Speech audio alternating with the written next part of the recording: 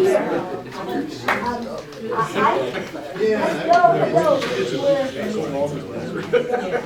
We're delighted you came, especially, I realize the gift of your time on a beautiful fall evening, so I take that very heartwarming that something must have touched you to give a gift of your time this evening, and we sure appreciate it. I am Christine Vorpagel. I'm an independent contractor for T.B. Scott Library when they decided to do more programs for the adult program, the adult department. Don Litzer is retired now, but they were in a quandary because we do them usually in the evening or on the weekends when staff is short. And they solved the situation. By now there are 2 of us that do and host independent programming. Right now Lori Olaf is the adult department director, assistant director, correct? Yes. I'm going to get her title. Yeah. Assistant, yeah. Yeah, there you go. And I have to congratulate her. We scored getting on the front page of the Photo News, and I was out of town, and she must have caught their attention. And we send these out on purpose on digital, social media. It's on the website. And the difference between, come and take a seat, then a coffee shop talk is we will actually be taking notes. There is a scribe at each table. And I want to thank the Merrill High School. They're here. They will be recording it, the YouTube, and we got Nick O'Brien's name correct, so if we go ahead and put it out. But less about me, it's the Building Merrill series in the adult program department. And John Greenwood is the outreach consultant for the Wisconsin Institute for Public Policy and Service, and we shorten that to WIPS. He's located down at the University of Wisconsin, Marathon County, and he's taught a wide range of individuals in deliberation ranging from teachers and administrators to nonprofits and government organizations, community members to youth and leadership and at-risk programs. And he currently chairs the Merrill Aware and Active Citizens Group. And I like to tell, that's where I said it metamorphosed out of, this is a place for sane, civil, courteous, passionate discussions. But all opinions are valued here, and it has grown now into a group which John currently chairs, the Merrill Aware and Active Citizens Group. Oh, and Gene, one of the scribes, is going to make him put on a name tag too, see? But we don't play favorites. There you go. John, if you would be so kind. Okay. First of all, thank you very much for taking the time to come here tonight. And actually, we would like the focus group, that the sort of technique that we want to try to use tonight, to last for 2 hours.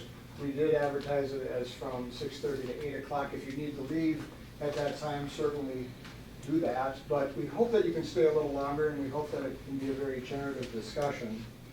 And I'd also like to take a few minutes just to thank a few people who are here tonight to help out. Gene Bevel, over here on table 1. Many of you know Gene. He's not only been a fantastic administrator for the Merrill school system for many years, but also just tremendously involved with the Community River Bend project, among many things. So thank you, Gene, for agreeing to facilitate tonight. And also Mike Ravin, who is a stellar citizen of the community, former CEO of Church Mutual, and very dedicated to the young generation of Merrill, but the whole community of Merrill. So thank you very much, Mike, for agreeing to facilitate a table. We also have Nick O'Brien, who Nick has worked extensively in Marathon County on millennial type of projects and community organizing. And we're very pleased to have you, Nick, here tonight. And his parents are also here. They're kind of observing tonight, so thank you. And then we have Chris Sorensen, who is the, I'll get this right, Chris, he is the Dean of the School of Business and Community Services at North Central Technical College. And Chris was gracious enough to come tonight and also give his perspective on millennials and how we can work to help meet their needs. One of the purposes of our of our group tonight, actually there are many purposes, but one of them is simply to get your opinions about the millennials and how can we, with that generation in particular, help them to get their basic needs met with regard to living a happy and productive life, and also how can they get more voice as they live in their communities and want to contribute in many different ways. So those are some of the purposes.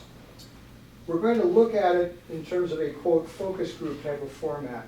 We're going to try to have it somewhat structured, and we're going to talk about 3 different areas. The first area are the needs of the millennials. What are they in terms of entertainment, in terms of family, in terms of getting jobs, recreation, all of that, very important. Also, then what are the barriers for them to achieve that? What are some of the things that get in the way of that? And then finally, we're going to spend some time, maybe quite a bit of time, depending on how you react to all of the questions. We're going to look at what are some action steps that we can do. And oftentimes in meetings like this, we have good discussions, and then after the meeting's over with, we say, well, now what do we do? And we have some very specific ideas. And also, Chris mentioned I'm involved with the Aware and Active Citizens group. I think this might be a platform for us to move forward with some very specific actions. So I'm very pleased that you're here tonight. I also want to draw your attention to, there are 2 sheets on the table. Some of you may not have them, you have to borrow or look at them with your neighbor. But one of them has to do with, the yellow one has to do with the main questions that we're going to be focusing on tonight, so you can kind of look at those as we go along. And then also we have on that green page, we'll talk about that at the end of our conversation. That's a description of what the T.B. Scott Library is doing, as well as the citizens in the community in trying to establish the Aware and Active Citizens group. We'll talk a little bit more about that at the end. Now, as far as this particular event, we have 3 groups, 3 table groups. So we want to talk about your opinions about ways to meet the needs of young people. And it's called a focus group. It's going to last about 2 hours. And we're going to need some recorders at the tables.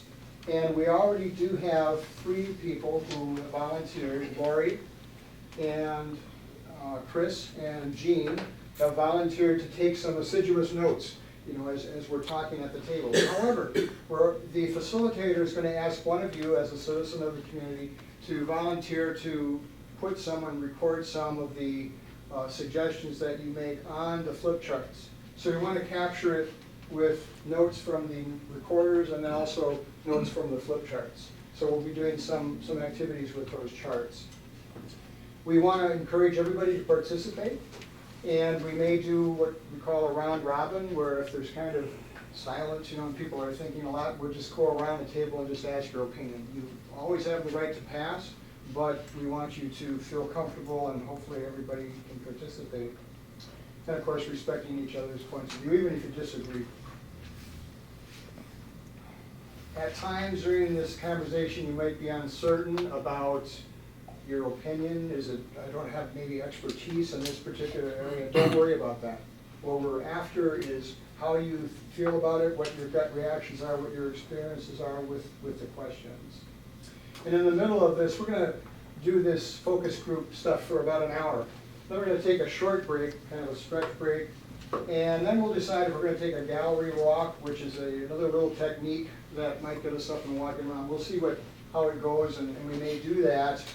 That will focus more specifically on how can younger people get their voice heard in the community. And finally, we're going to spend quite a bit of time looking at action steps, having you brainstorm about action steps and seeing where that takes us. So, let's see, I think I've covered just about everything. What I'd like you to do now is we're going to start the group discussions. And your facilitator will guide you through those questions on the yellow sheet. So, what I'd like you to do now, well, let me back up for just a second. Are there any questions about anything I mentioned? So can you define the age group of millennials, like what year to what year? Well, that's, from what I've read, there's no, quote, exact definition, but here's one that says that those born in the 80s and 90s. So if you look at, let's say, age 34 and downward, that, anybody have another thought on that? Is that about? Yeah, I do. Yes, well. Well, when you're almost 80 years old, anybody under 60 is a So you have to take that into consideration. Thank you, Chief. Appreciate that.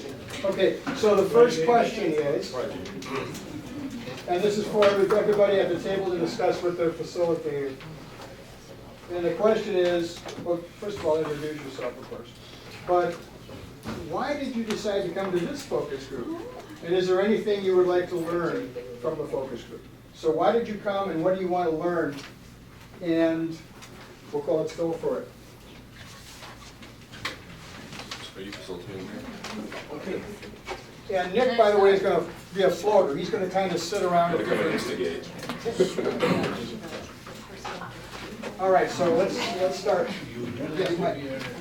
Should we start with our group, or are we going to introduce ourselves? All right, just don't talk too fast. Who gets to start first? Get ready to start first. Okay. My name is Baker.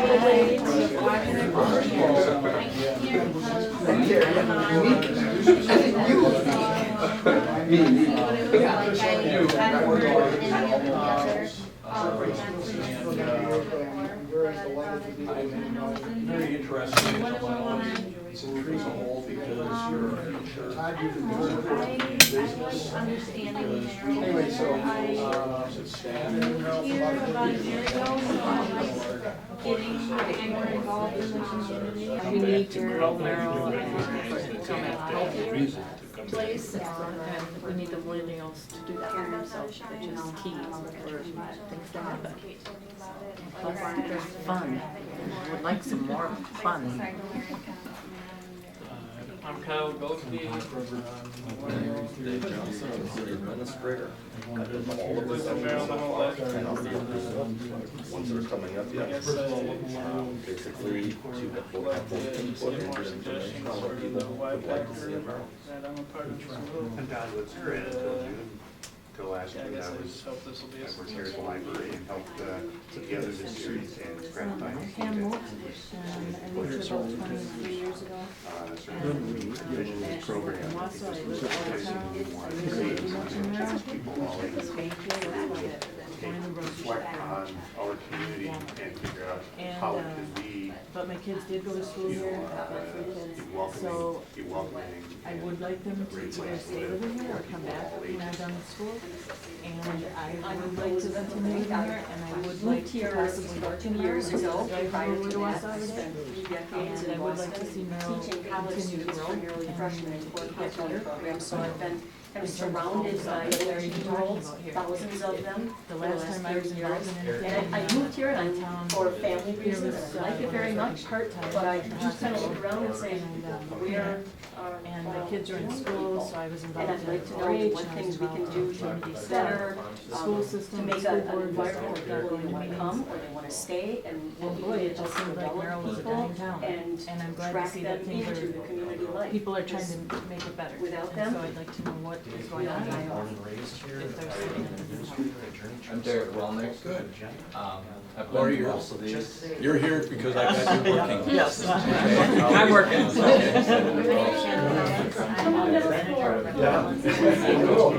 Floating around.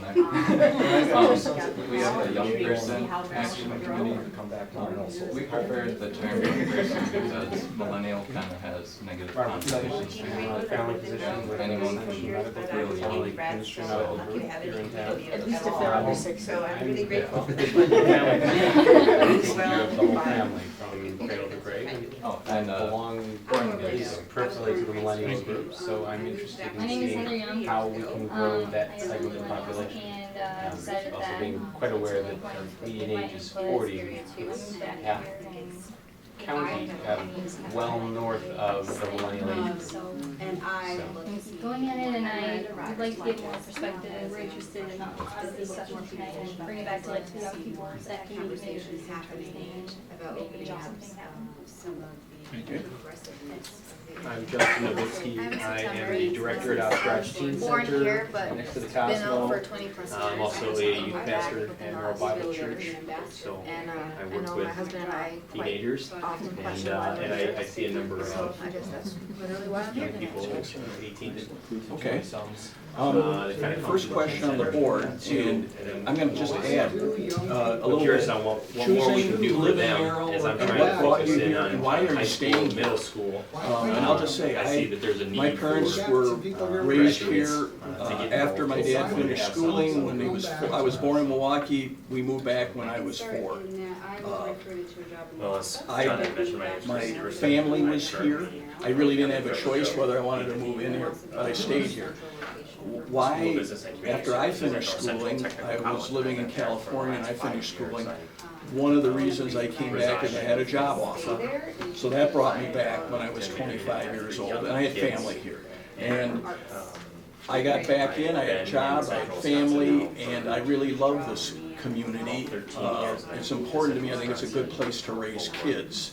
And 4 daughters later, and 9 grandchildren, and 3 of the 4 daughters now live in Merrill. It's been a good thing for me. So that's why I know. Also, so I guess I'll turn it over to you. You Well, I weren't don't raised, so reside what in brought you Merrill, I'm very here? passionate about keeping Where, the skilled workers. maybe ask this question, where did you come from Involved in a number of before you initiatives. moved to Maryland? Why are you here? College, geared I was around teaching that, at the same and library I'm really intrigued, just like and probably working many with of you are, so it's how nice to be you closer to retain home, and but not attract at young folks to I the Merrill stayed community. because of the job, I but think also I just really enjoy all the people that I've built relationships with. that's a great goal to and friends have, I think, like you had said, you can't. Did you have another choice, when you had job opportunities coming from What is our future Racine? gonna look like Did in you have 5 a years, couple 10 other years? job opportunities, you picked Merrill over that? So And was there a reason? I'm here to learn. Just closer to family, so. Just like I think you Okay. all are. Dave? If I can share any feedback that. Born and raised in the area. That I may have, things that the college. Went away to school and came back. Things that I did back, I worked in so the paper reading industry that, and young was able to people's find age good group, I employment guess. in the paper industry, so that's what kept me I around. like that term. But I love Maryland, I like the small town. I like Guess I going presume to a you- grocery Chris store had and talked talking to to 6 people I know. It's interesting, you talk I like on the that. phone and you I don't like have that. any idea what you're looking at. I've got 4 Okay, kids. let's get started. All If you millennials. wouldn't mind, please, One that will never we'll come back just, to Maryland. if you would, One that's here, like to get 2 that bullet are kind points of in primarily transition, so I'm that not sure where they're gonna end up. Pete can I'd like to make it a write good down place for the ideas in some my kids. succinct form. I might suggest that, as per the Born and first raised here, bullet point on the families here, statement we list, started our it business says, why here. do young And I people think it was choose one of or our come back hopes to and live in passions Merrill or not? that I added the or could not be to made it because I Merrill think that's also an the things we important had part thought of we the missed equation. that somehow we can And so with that in influence mind, them. I'd like to also That we will suggest change that, it. you know, So you it young is people are the that ones who people should want really to lead change. this I discussion as see much as so possible. many because opportunities we here are, with the we work. are primarily, And I think if we just and came. on our part, as older folks at least, is making an effort And that's, I like the fact. to get you involved. There's that. This is your opportunity. I bought an old paper With mill, that in we mind, did that all would over, so anybody like to start out? so that's, Jed, I think, that chair there, and pull it's up just, here, it's right by me. God is challenges. This is our newest, youngest member, and I think there's still. he should introduce himself. Jay Gillespie. I guess I chose because born in For them growing up, whether So on the it's school sports board, or I like living in Merrill, clubs or just so Boy that's Scouts or I guess whatever. family. Older people. They tried.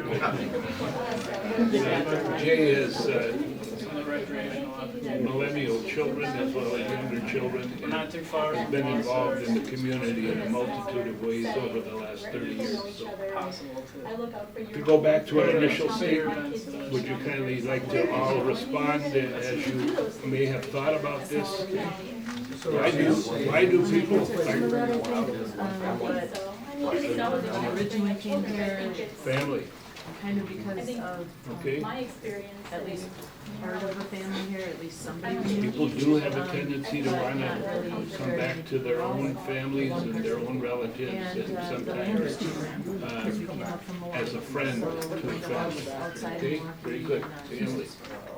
Keep going, guys. I lived in Madison for 5 years. For a job.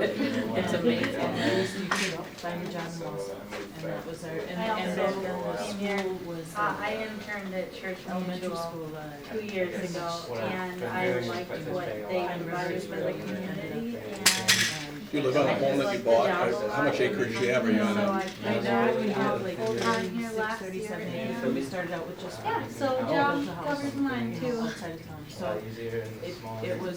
The The question we've asked over the years is, what can we do for people who don't leave? We spend $1 billion to send our high school graduates away every year. And some of us have felt very strong, we don't spend enough for those we keep. Kate's comment is an interesting one, if I can just parse it a little bit, because she came here for a job, you came for a job, but notice Did you what kind of leave, job you didn't come for. are older than high She school. came for a job that's Did- high quality job, and although I have nothing against factory jobs, I don't think a lot of kids right now. I think that's crucial for us to understand, that as our economy becomes less and less of a factory Mostly, economy, I moved up here you were because industry offered me a job. people entering the workforce who want those jobs. They want a job that's Nice offer fulfilling in a different way. And so, at the same time that you don't want to knock more manufacturing base, because they're incredibly important to your economy. At the same time, she probably would not have moved here to get a job. Why And we you have to stayed and recognize that, got accept that. It's not a knock on factories. Yeah. It's just a recognition that that's what we depend on, our kids like on the community way. America, people we've interacted with. Very good point. Can I just offer maybe a question in regards to what you just shared? So I think, Gene, you had said It's, earlier both of you that had, I think I'm it's just, one thing to devote attention to rural attracting areas need doctors. folks outside the community. You could have gone any rural area or urban area you probably wanted, and I always, there was probably a lot of offers, but you picked Merrill over Individuals here. 5 others. I know that at the college, we're trying to change the perception of a 2-year degree. And I think very similarly, the manufacturing industry is trying to change the perception of what many may feel that is. So from a community aspect, is there efforts being made to Very welcoming and open environment. of the employers that are in the area? Did the parents and One of kids my now? colleagues had already come the year ahead of me, Dr. Pendleton, so she was already Manufacturing, while that may have this sweeten it a little bit, but dirty comparatively speaking, image, do they know that there are good skilled jobs in manufacturing? I'm not saying what you said is incorrect, but I think just the You're perception. right about that, you have to be able to present to people that manufacturing jobs that are being created are very high tech. They require easy for family to come up and training. It's visit not like, these oh, prestige you homes we graduated have high school and sign in back and to do our a parents. something in the mill. Yeah, have to play traffic, I guess. It's easy to get down there if you need to get back to family. Right, that's a Events tough and things thing. like that. So So it's a whole change in the culture of manufacturing. that's an advantage. Before, I talked with September just briefly, but she's a boomerang. And what I mean by that is she was born in Merrill, she left, What keeps me. she lived here for a while, then left, and now has come back. Different answers to the question of what would attract someone to come to this. Why? Came back for family. I came back 37 years ago because I wanted to pay back the community for 13 years of education. That's why I chose it. I felt it was a payback So I'm trying to find out from my community.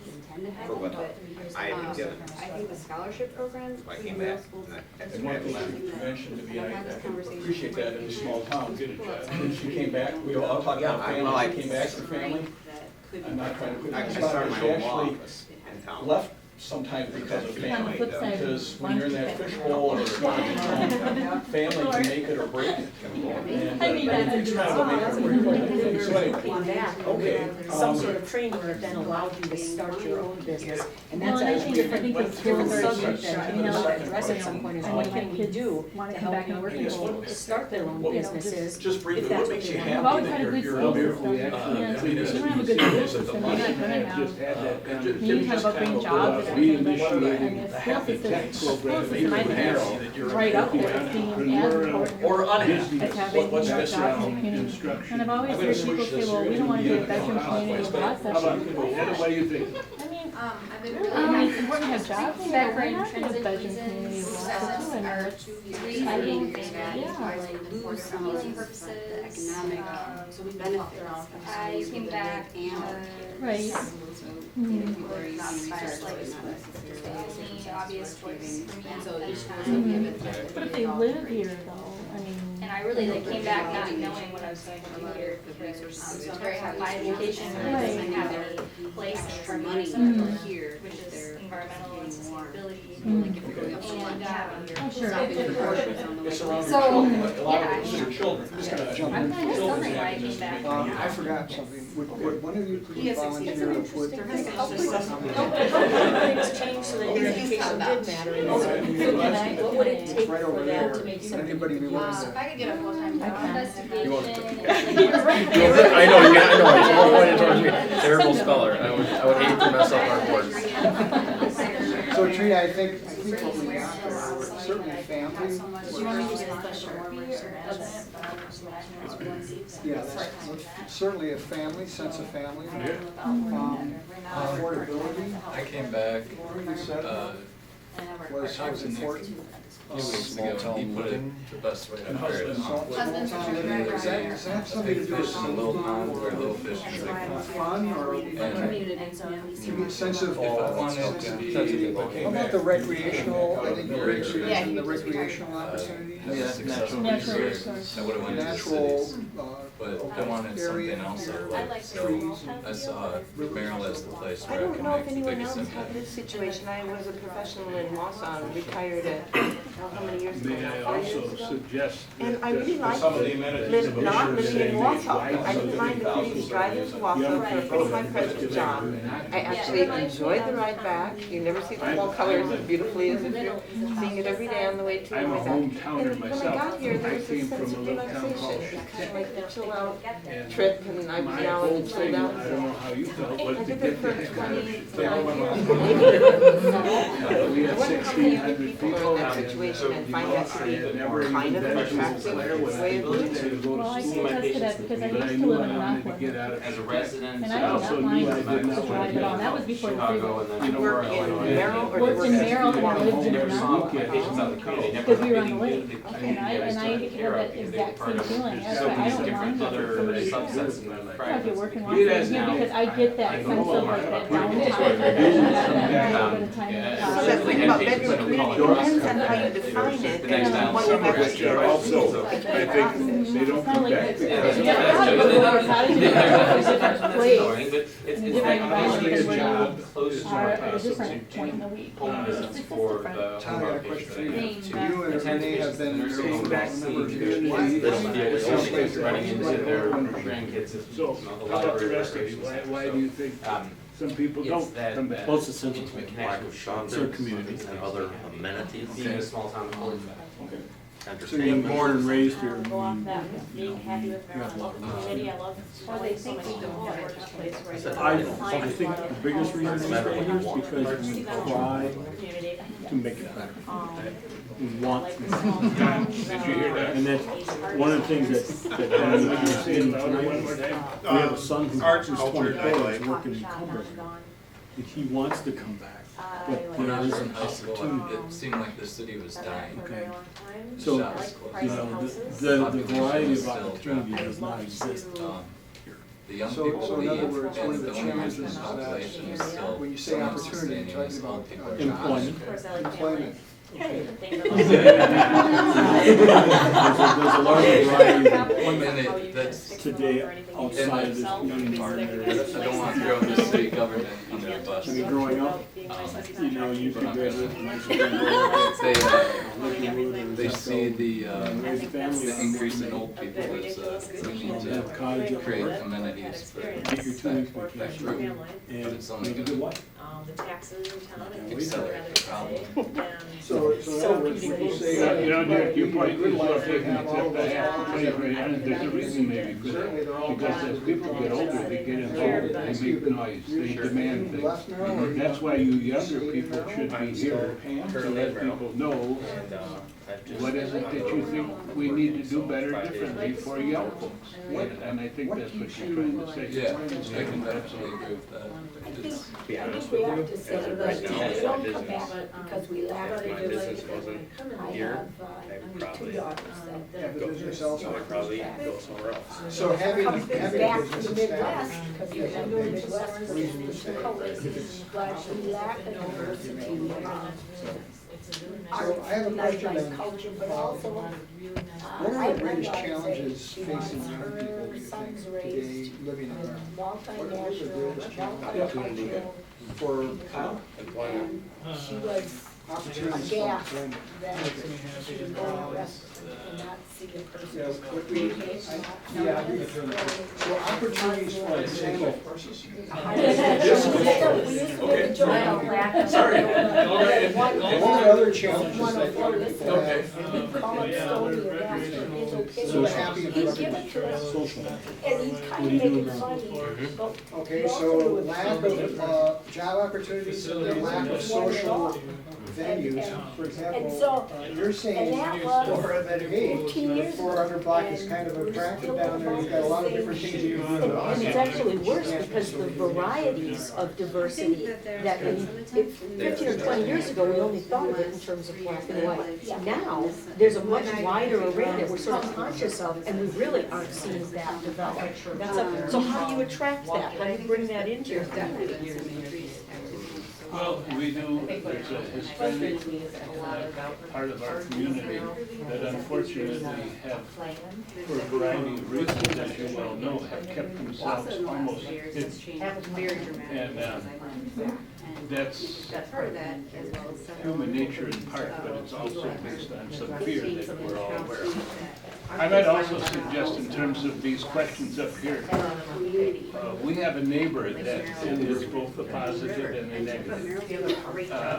I have a farm on Cuba. I go there at 6:30, 6:15 in the morning, and I often come home about 7:30. I go there at 3:30 in the afternoon, and I come home about 5. And I can barely get out on Q because of the cars going south and the cars going. So there's something going on, obviously, that we should be talking about. There's an awful lot of Merrill people who are going to Wausau. So like the hills there. And I'm also surprised at how many people at 6:30 in the morning. Over there.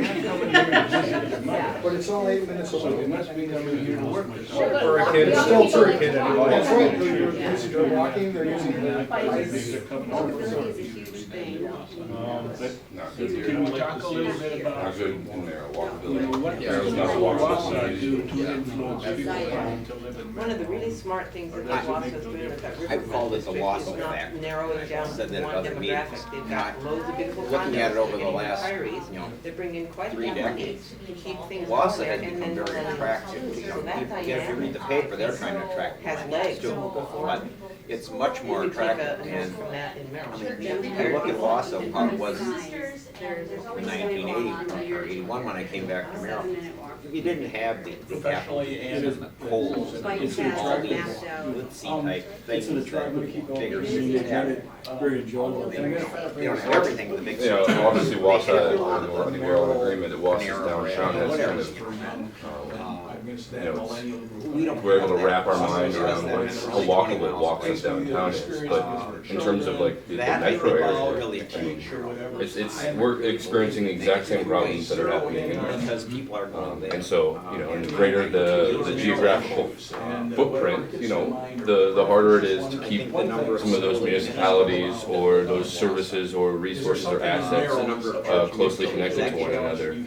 But using Wausau's downtown as an example, and I like that you brought that one up, because it's not always the distance itself that's so unappealing. It's a perception of the distance. And so equating it down to a 3-minute walk or a 10-minute bike ride.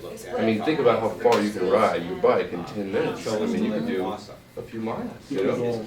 From sure. So if we, I mean, it's the same thing, people who live in downtown Wausau, they see something happening in Weston, no matter how cool it is, to they gotta get in their car, they gotta drive 12 minutes to get to this thing, you know? And so, like, you know, the offering a public transit or things like Uber, they really hold together the different aspects of the community. And if you're able to pinpoint the perception of that distance and change the way people think about that, it goes a long way. So, not always the distance itself, you can't solve that, you can change the perception. Sure, absolutely. It might be, you know, the perception of geographic space and distance. So is one of the barriers or challenges trying to help change that in people? I mean, they've got that perception. Late '70s, Wausau was one of the white. Well, I mean, was the white thread. Guerrilla signage, honestly, I mean, those signs, there's a website called Walk Your City. You can put in whatever assets you want to connect, and it will map it out for you. It will send you these like corrugated plastic signs with the zip ties and everything. And if you just get some, you know, some grassroots community organizing going on and get, you know, 15, 20 people to run around and put them up, I mean, this project could take off in 2 weeks. And it's, I mean, they're very affordable, and it's interesting, the way this started is down in Raleigh, North Carolina, and they were experiencing the exact same conversation. And they said, well, we're going to do something about it. And the city told them not to, because the city was like, oh no, all walkable, you know, wayfinding signage comes from, you know, comes from us, it's an ownership, you know, and we don't want it. But, so they would go out and 2 or 3 o'clock in the morning and throw them up. And 8 a.m., the parking services guy or the maintenance guy or whatever would come down and take them down. And so they'd make new ones and put them back up. And eventually that caused enough of a stir up in the community that they got a petition started and signed, and city council kind of had to accept it because their constituents were basically begging them to let this happen. So that grassroots organization can have a large impact on what gets pushed through at the civic level, because power are in numbers. I'm not talking about the kind of numbers that have a dollar sign in front of them. So I got a question. I'll make it a little bit more personal. Just like looks cool. Imagine that you're 21 or 22 years old. But imagine, there are benefits in program. But imagine that you're a millennial, and what's some of the knowledge that I need? What are some of the skills that I need? And what are some of the attitudes that not only I need, but other people in the community need to help me be successful? What are some of the knowledge that I need, the skills that I need, and knowledge, it might be very technical knowledge. It might be skills, it might be communication skills. Attitudes might be, how do I feel about myself? How do other people in the community feel about There's a public out there that's going to support it. What are the barriers? Let's frame it that way in terms of knowledge, skills, and attitudes. What are some of the barriers in our community that get in the way of some of our young people Okay, let's being able to go back one more time. Is there anything else about the topics? They need to have those basic needs met in terms of knowledge, People skills. choose to live in Merrill when you're young or not? I think it kind of lags behind in technology skills and adoption of I've got a question for internet. Heather and Derek, which is, okay, you moved back here, City you council moved meetings here. are Where recorded did you and find to like live? live streamed, And but the how did you audio find is it in terms awful of and affordability? it's Find this a like more camera angle affordable is community way up in the or corner. less affordable so you can't hardly tell who's talking. What's the housing Well, option? let me use your question. And not every committee meeting is recorded How do you either. define the productive And really, Because the nuts and bolts are in the Merrill, committee you meetings. define By the that time it gets to city council, think everything's good to go already, and housing and most everything gets just rubber stamped straight through there, so. You're talking about some technical I think things that's, as far as because it is, and I think that that's one of the to the great. public, regarding some governmental decisions that are You being know made what, in city yeah, you can live in government. Wausau, but it's gonna be more expensive. That's one barrier to. That's what I want to know. One of my Perhaps colleagues knowledge with is you to left because it's a lack of. So the committee level meetings aren't recorded or streamed? Lack of. No, they are, and I have to just agree with you about what you're saying. Yeah, by the time it gets to a city council meeting, there is a lot of work, many times months and months of work that have taken place at a committee level. Which ones are So by the time it does get to city council, yes, the work is already, it's gone into that, and a lot of discussion has taken place. All committee meetings are open to the public, everybody knows that. But everybody doesn't know that. Well, you know what, now, you go around and tell everybody that committee meetings are open to the public. Basic government 101, if they're open to the public as their city council. Is there a link then for the I got really good. public, citizens taking some of the People have to take some responsibility on themselves. I guess when you say basic government 101, not everybody in this town has basic government 101. I can guarantee you that. And if you think that somebody that graduates from Merrill High School has basic community 101, they don't. Government 101, no. So maybe, how could we get that? Right, so it's a barrier, and it's like, you have to show that you have it. It is Stuff like very- this is just, when you say basic government 101, and I'm sitting right next to it. Well, I graduated a lot further back than you did, I believe that we learned about. I just take offense. Well, I mean, we don't have a problem with researching and money for other things, and you know, you can go to the city website too and See, see. but the issue, I think, I'm speaking for myself, my own perspective, is that media comes at us. I'm being bombarded with media, whether it's emails or Facebook or whatever, but it seems like it's harder to initiate stuff and do the research. But I like And I'm wondering if that's a definite barrier. The knowledge is a barrier, but it's also our attitude towards it. Because we kind of, oh, that happened, you know, I read that in the photo news, but because I wonder how that happened, but I don't go do the research. And I think it's the action of people like yourselves doing that, getting that, being aggressive and getting that knowledge. Something that Merrill provides. Right, and I would also say that the people in Merrill that never left Merrill, their education Well, I don't know, might not be I guess I've as been high here as for 4 other years people. now. So it goes back to lack My of options perspective and at least would be exploitation. So you're not having the those demographic that I work with. Not that you're not having those. It just always feels But like the lack of education and the lack of kids either gonna graduate your strongest and go off to college. So And then some I don't see people too many of them come back. wouldn't know that The kids that don't go to meetings school are open to the public. don't know, and your choice to be here, I consider the Recordings and blasting it out on and those Facebook. people hang out around with the And they younger might not kids have and the they're motivation just to looking for Right, something to do. right, and like you're saying, you have six-person accountability. Purpose. Exactly. So lack of They also don't knowledge have about jobs. governmental You can process. say they're staying for family, but really they're just living in the same house. You know, they're not excited to be with their family, it's just, they don't know what to do with their lives. And it's, I mean, I've heard a couple different tables, even in a previous you know, I discussion recognize too weeks that ago.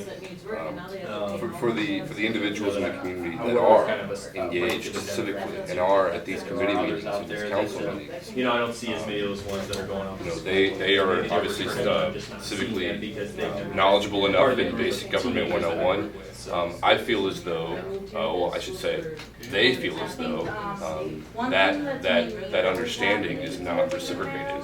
So yes, I'm sitting here. I've given an hour and a half of my evening to become more informed, become more civically engaged, and it's almost taken for granted from behind the table or from the public official's seat, or even questioned as to why are you here? Don't you have anything better to do? And so, why is that? Because people don't, I think. Some better. So, that's kind of where we've circled back to the main point here. Which is, A better job to be done by. can I make a little, tell a little story? I was working Easier last year it'll in be the to Athens get School younger District, people in, and we had some because, seventh you graders mentioned the who 400 decided that together.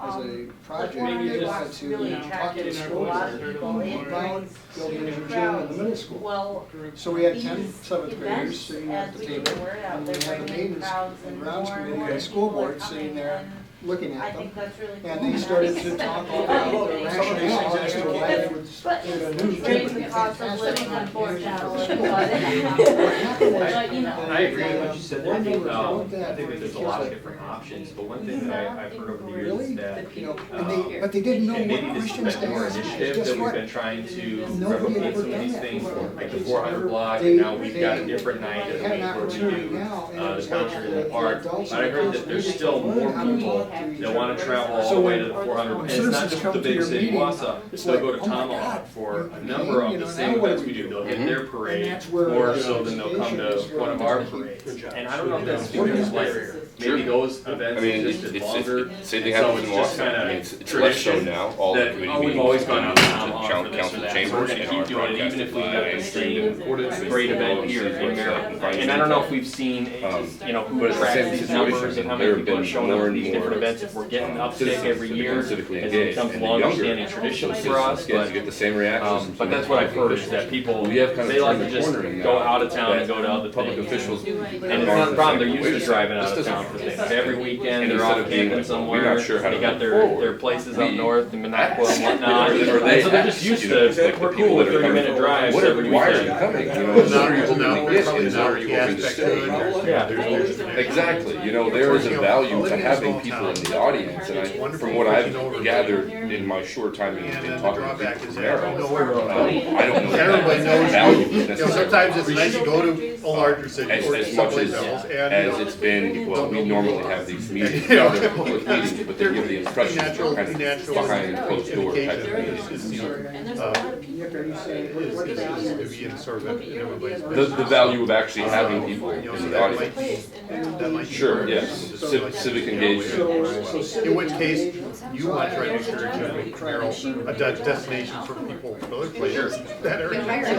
But don't we need to take the position too, that maybe as parents or grandparents, that we want our young people at least to go somewhere to try it for a while? You may not have, I mean, Eau Claire is my best example. Every kid I know right now, because I have a lot of friends and relatives there, everybody wants to get out of Eau Claire. I mean, everybody thinks Eau Claire is just a place you have to leave. Personally, I think it's one of the best towns in the state. But it's interesting, 10 years later, 90% of those kids go out, guess what, they want to To speak on that, I don't feel that I appreciate no, the other way around. That are running the meeting, appreciate other people in the audience. It's devalued. It's devalued. Too slow, and I don't want to buy it, but, you know, education is always like, they want to give this young population a reason to stay.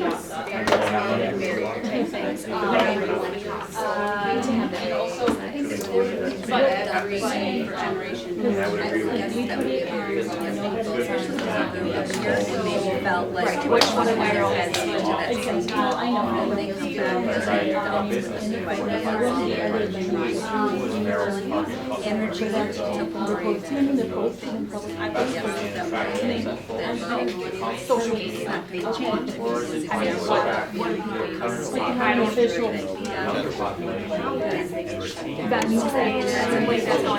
I'm impressed.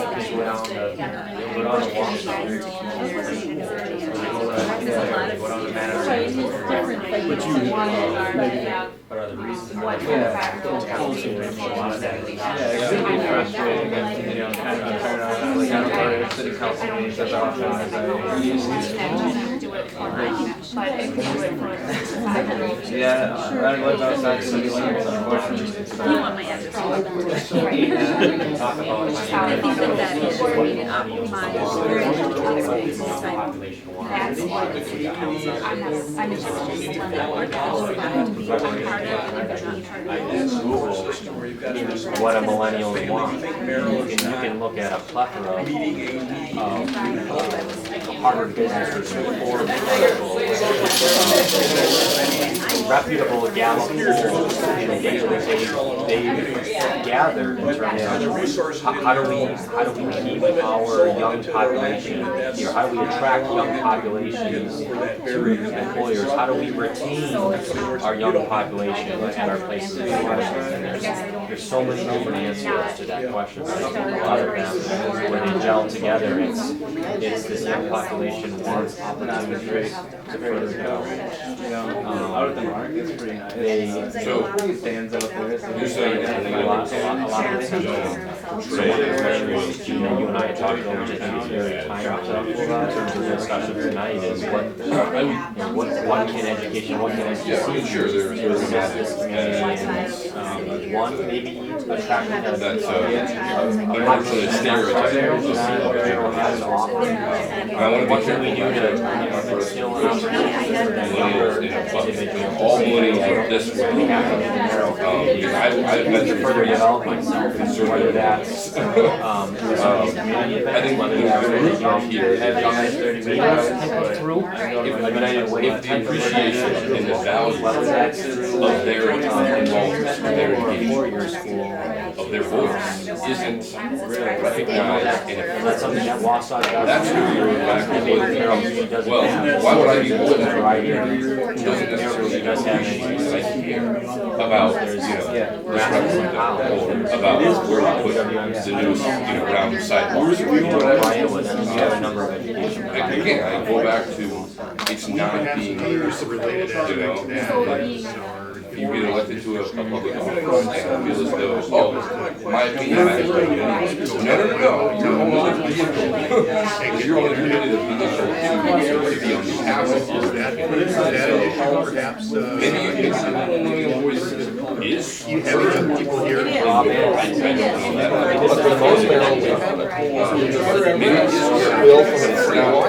consider installing or appreciate. That's what I'm doing. I had to switch phones. It's more of a nuisance than it is something that's welcome. It's yeah.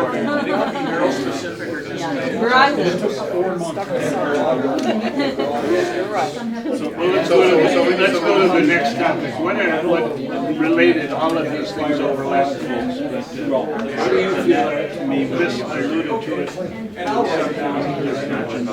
What are some additional challenges that maybe I'll start put in the right provide opportunities What are some of the things that make it different? Let me take this a different way. We have opportunities for people, things that they're asking for. We have arts, crafts, nightlife. It's 20 miles away in Wausau. There's no place you can drive to Wausau you can't get to in 20 minutes from here. You live in a big city. I lived in Kentucky, over 1 million population for 12 years. What do they call broadband? There was no place I'd go to do anything there where I didn't have to drive at least 15 minutes, 20 minutes, a half an hour. I drove half an hour in the city to get to work each day. So driving 20 minutes to get to something you want. It's no different than living in a big city, except you don't have the things that the big city have, like crime, crowding, heavy traffic. So what don't we really have? We just don't have where you can get in the car and drive there in 2 minutes. But you don't have it in a big city that has all the amenities either. How long does it take you to get from the south side of Wausau out to Rib Mountain to go shopping, which is where their main shopping is now? Just as long as it takes us to drive to Wausau. We still have to deal with the question of why do so many church people choose to live in Wausau? Well, because they can barrel up the street, and in 17 minutes they tell us they can be the standpoint, it's the outsiders, if you will. I asked a whole bunch of school administrators that were brought up here, because it aggravates me when we have $1 million leave Merrill to go to You know, the right last name, wear the white, like, and we right pay color our shirt, school or the administrators right a ton of company. money. That's a great idea, but we'll You go know, work on they it say, over well, here. you know, I'm 28 years old, I have 2 children, and my wife works in Los Somebody's Angeles. gonna start it, So we choose to live in Los Angeles. I would rather drive to There are some groups. But on the other hand, there are some things that I guess we need to do to still, if we're to survive, you've got to have something that makes people want to live here and raise their families here, spend their money here, get their educations and maybe come back here or provide some educational opportunities here. And I guess, did all of you young people, did you get your education somewhere else and then come back? Was that how that worked with you too? If you want to for myself, I mean, I think Did you feel that those educations learning without which you would not have gotten the job you received and you wouldn't be here? They're very, What's the term? Well, I think that tells us something. it's everywhere. Yeah, It's sure. everywhere. Officially, they're called boomerangs. But it's trying to, You know, just like um, millennials. you know, you know, But it's they're figuring boomerangs that out, is, how you can get people to kind and of marketing work is together trying and do- Okay, you know, Kyle? that's been my biggest. entice people to realize that's, I do and it understand happens what's usually when Yes, someone so wants to I settle wish down. people could When see, they're like, saying, the where people do I come to want to communities raise my level. family? You know, they're willing to put in some roots and where, and that's why my daughter I just. think that's a hard thing, we heard ideas, and I agree, Because if there's a will, do there's a not way. raise it with traffic and Creating Mao difficulty of trying takes to navigate money, I-9. and entrepreneurs are there, but you still need that Yeah, financial but like Dave, capital. you know, but like Dave, And it takes money to make money or whatever, so, but you're kind of saying the value added of being here. financial cost backing, kind of that, versus how do we get the idea off the drawing board and implement it? Worked hard. The transportation aspect, Start how, you know, Start it, the, okay. you know, changes in the medical industrial complex. That's kind of my other point. Like you alluded to before, when it's a smaller community, there's opportunity to do more because there's not as many people that have to convince of your good ideas. Well, I was just trying to think. So civic engagement can have some. Trying to think It does, and you I know, graduated I'm from not Merrill very High School in quickly. 1973. There's Trying to like think, that's a good one. I don't know if this is a big problem right now. I think this is a problem that has been around Merrill for Didn't even live in my district. 60 years. My parents came from He was Medford. a quarterly And I remember my dad saying about Merrill being so out of it, that it was kind of a backward community and it has to grow. And it really has to grow. Since they came here in Right away, he was 1955. very I'll skip it, Sean. Shannon, my son Shannon. But I'm thinking I'm about gonna say this again, same thing, lack of getting in an education. 1973, I can think of right now, Obamacare signed one people, person everything came for back every to year, Merrill everyone and has. LA does to get get rid college of education. When you look at somebody like this, a 75-year-old man, One of the going from doctors door at to the door, Marshall getting Clinic these down I have came a back. question. Other than that, I can't think of people that went away. I had 192. no, probably. If you look at the politics and the politics Distrust. that were into Just distrust them. Distrust in They'll the locate all of it. the system. Distrusting. I mean, I've heard the story from Derek how a nepotism policy for employing, you know, family members of city Properly was just blatantly overlooked for 10 years. And like, that produces a distrust from your constituents. Well, if they're not even following their own rules, like how am I supposed to trust that my, you know, lousy idea, is gonna be, you know, pushed through? I have to ask, what was the perception of Heather's efforts toward the state at the committee level from the elected officials? Are they perceiving? I was, Well, I mean, what was the discussion after we were out in the city? discussion that took place at didn't the want to drive different all the way back levels to as the, far as, That's you know, where another it aspect is. of I mean, she was, But she that came to the is meeting. to a larger. It struck me that, I wonder if, you know, like a town like Chippewa, which is like 13,000. Talk to people in the community. There There were, this is a lot of regular, there were a lot of people. Okay, but you were there other people then that Similar issues. they didn't want an administrative spot, or it That's what wasn't. she does. It was Every day is other people coming together, they were saying, no, we don't like that, just because of the way the outcomes were. Is that problem prevalent with the millennial group as well as the baby boomer group? Would you say? I'm sure someone, but it reminds me of something that somebody said a long time ago. I guess I'd like to ask the question, The majority we're seeing. considering the question younger of how about your friends, kids who have maybe we mental know health issues, something whether it's referring to a little specialists better way of or accessing answering local questions social in services terms to of make our lives easier. two or three Um, of our friends rather than just ourselves. know Can what's we- there can we to speak do. to each There other? were, like, but and then I had lots of When you have discussions a- with Okay, them. so there's a breakdown in communication in terms of the Starts system. to build that social capital that lets them know who Great they belong and transparency. resources to use and whatnot. But Yeah, starting they're out, actually gonna that's do a often public, families that just moved there, who public just meeting or discovered public, there's a problem. Yeah, they're all Big over. issue. Yeah, There's another they're gonna level to discuss that. where they should put this. Yeah, most of another my level to friends, that. I was an accountant. Well, then they so just all of them are went around the in city and they solid slowly parenting eliminated, skills. oh, can't go on this And- part, can't go on this spot, can't go on And this it's spot. small. Narrowed it down to one or two or Um, three and My Many friends are of relatively the, close, like, generation when I of think kids back. other things happen like where, just finished high oh, there's school. no space, And, like, perhaps Wausau, their parents didn't didn't finish high school. They There's stayed in There's a lack town, of they knowledge eliminated about it. what's Idea effective of and appropriate parenting strategy. public forum about it. So do you I- feel there was it's a just proper so- explanation My one every friend, time she one of these started parts family is crossed right off away. this can't go here? Because Planted roots right away, awesome, They did that's say just what they because, did. but it was I don't know. individual committee members. Literacy who in were our like, life. Decided to oh, this is the reason why, you know, there's not enough parking here, or this parking seems to be this type of thing, so you can't go I'm there. getting to something here. I have a feeling that a lot of discussions are focused on the reasons Okay, I'm why gonna something start out with won't Kyle on this one, because as Kyle, opposed you to brought focusing this up on the reasons, next maybe question. the smaller amount of reasons why something can What do work. people need And to that's have a their voices heard in very Merrill? open communities this Young size. people. It's never been done this way before, And I'm so going there's off no of a way we comment should, that there's you no reason we should made, even one try. of the things that you Yeah. kind of noticed is young people need to be heard. These, like, And a lot of these bigger cities sometimes they're offer heard more, and like, Changes scary. Risk, for people risk to is support taking themselves, a risk. like, Can you expound on that a little bit? Recently, like, really became affiliated with the the city Universal government Presbyterian Church, meetings, just because it can of be a their little approach to intimidating. religion, There's only whatnot, it just really. really the one It's public about social comment justice, section. they talk about You have women's to get rights, everything out, and about it can't be a question. morals and stuff like Has to be a that. comment, And you know, like, just that's some of the just rules not about something it. that have to be, because it's not very, like, I guess, yeah, just a more welcoming environment to speak at city meetings or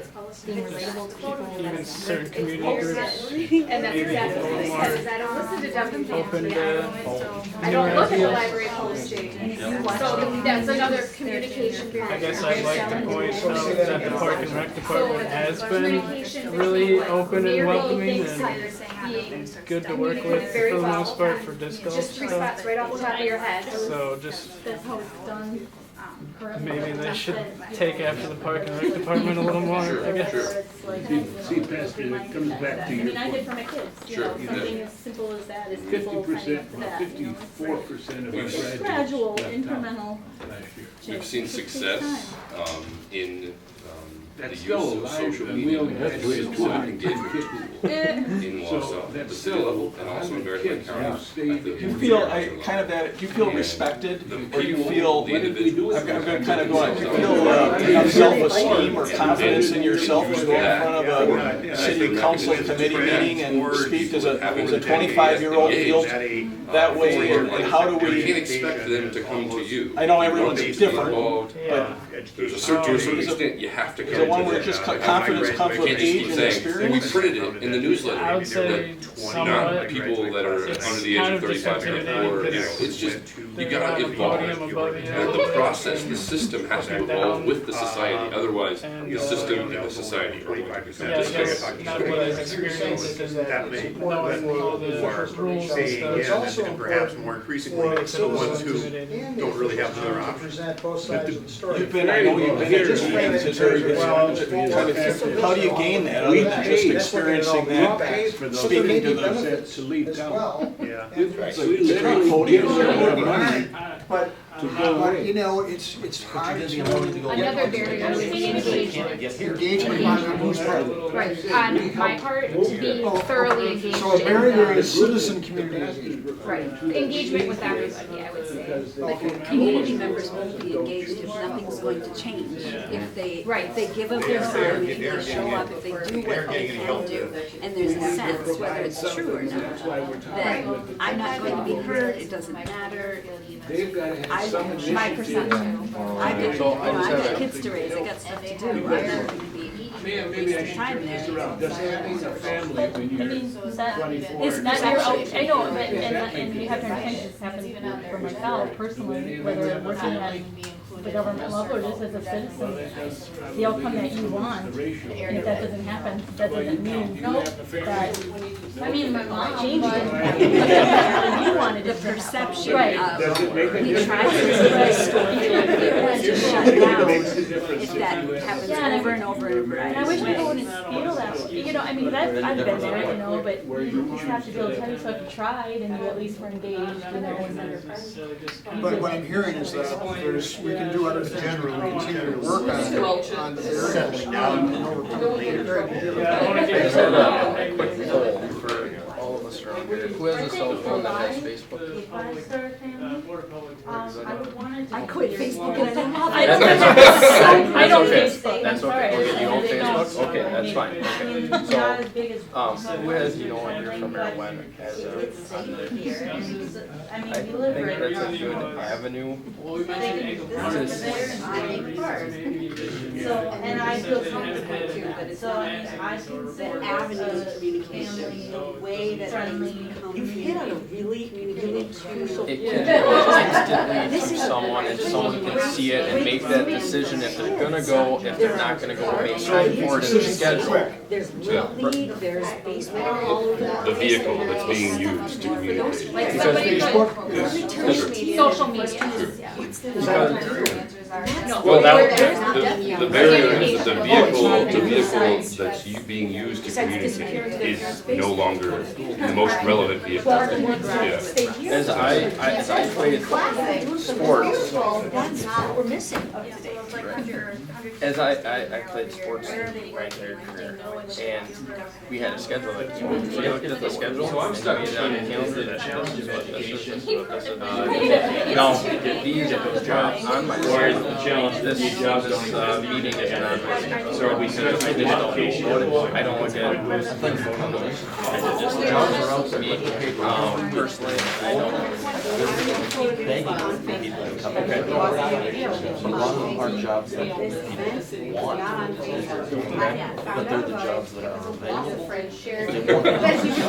Well, you can't assume that everybody does every social media. Sure. No, I'm not. No, that's okay. That's okay. But a lot of people do. It is You the can see chosen in just method. our group or a small little. It is in Boston, I can't speak for Merrill, but social media is the Said in chosen one of method. these I meetings, don't necessarily want to have to go to school for it. I sure don't want to start at the bottom of some Johnson business. was up front. I want everything now, give it to me. Of members. That's what I see. That's And what for sure. Merrill's website, and I think you're on There's the last names or the Okay. families. They don't Facebook. You have to start at the bottom and work to the top. So They look at the here you have everyone's video's table who uses Facebook. But Merrill, the city of Merrill doesn't use their own it. effort They or don't lack of update their effort. website. They don't broadcast over social media. Everybody uses it. Right. Great Well, the majority of people, and millennials, use it. What's the title of the program tonight? Millennials. Millennials. But just because you don't use Facebook doesn't mean you're Doesn't mean you're- totally unengaged. You have other methods I that you just go don't think to. they're born. And I'm gonna point out a fallacy in what you said, because I feel like we're kind of ganging up on the city Yeah, and that's not the alderman. intent. So You're sorry. hanging in there, you're doing good. Wherever I go. Keep the gloves on. We're gonna keep going. You know, man, it's as easy as going to the web. I would assume that the city meetings are on a regular, schedule. It's as easy as, connecting your Gmail account county or county or whatever, and setting up a reoccurring, and every city committee meeting, every county committee meeting, city council meeting is on my calendar. So it's on my calendar every day. Or if I don't know what the agenda is, Well, guess what I do? I was like, oh, there's a public health and safety meeting tonight. So then I go to the city's website, and then if the agenda's not posted, then there's a problem. Then there's a problem. But if the agenda's posted that and you don't know about it, it's kind of your own fault. Absolutely, 100%. Correct. But if it would pop up, sure, like like your news feed, and it's a reminder, a constant reminder. I'm a person that doesn't write everything down all the time, and if it, I got that as a pop-up on the news feed. That is a possible action step in the city of Merrill to develop some sort of engagement strategy, or it just be kind of a PR strategy on maybe there is a software out there that could be minimal cost to apply some sort of City of Merrill app that would say, hey, big important meeting coming up tonight. Here's the major talking points. That would be a huge way to meet in the middle. I mean, I've seen it. The labeling has become a your dog's That's the same thing happening in the same thing happening. So I think another thing is everybody's saying you want to have more young people engaged, more young people engaged. But that in turn, we need to think of a better way to get like there's and then in turn that you might see your engagement while you go up. But is that really what you want? I don't know. Not with the Because it's not being publicized now, so I will say that the public officials in Wausau have just been named the best, elected official at the city level and at the county level, continually provide social media updates. Sarah Gill, Pat Peckham, who is 76 years old, is on Facebook constantly answering constituents' questions. Whether it be good or bad, there's a lot of bad that comes with social media PR, but it's. Again, I think from the millennial demographic, if I lived in Merrill, I would have the impression that because the city isn't taking measures to reach me, that they don't care if I'm ever reached. Now, granted, that may be an entitled, type of mindset, but I mean, I don't want to say this is the generation that we're living in, but it is. I think it is a responsibility of the cities and the people who are elected to serve in that role to make sure that their constituents are engaged as much as it is to speak on behalf of the constituents. Because how can you speak as best as you can on behalf of the constituents, not by We have Sure. things we're doing right or places to live is better and an influential factor for everybody. We just had another place burned down. Another one closed. Another one closed down. Wait, what closed? We're talking about. No. Are you kidding me? Those are last. I'm gonna cry. So what did the rest of you think about that? It's usually at the root of any problem. Is still. I don't care if it's a relationship, I don't care if it's a company, the misinterpretation. This started, and there's about 5, 6 songs. And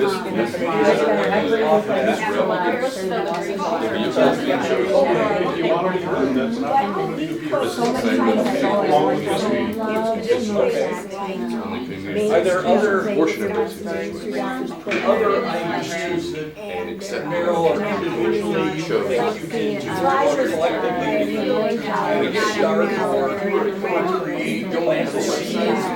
It's not just oh yeah. No, I'm not talking about Right. I used to be a nurse. I love it.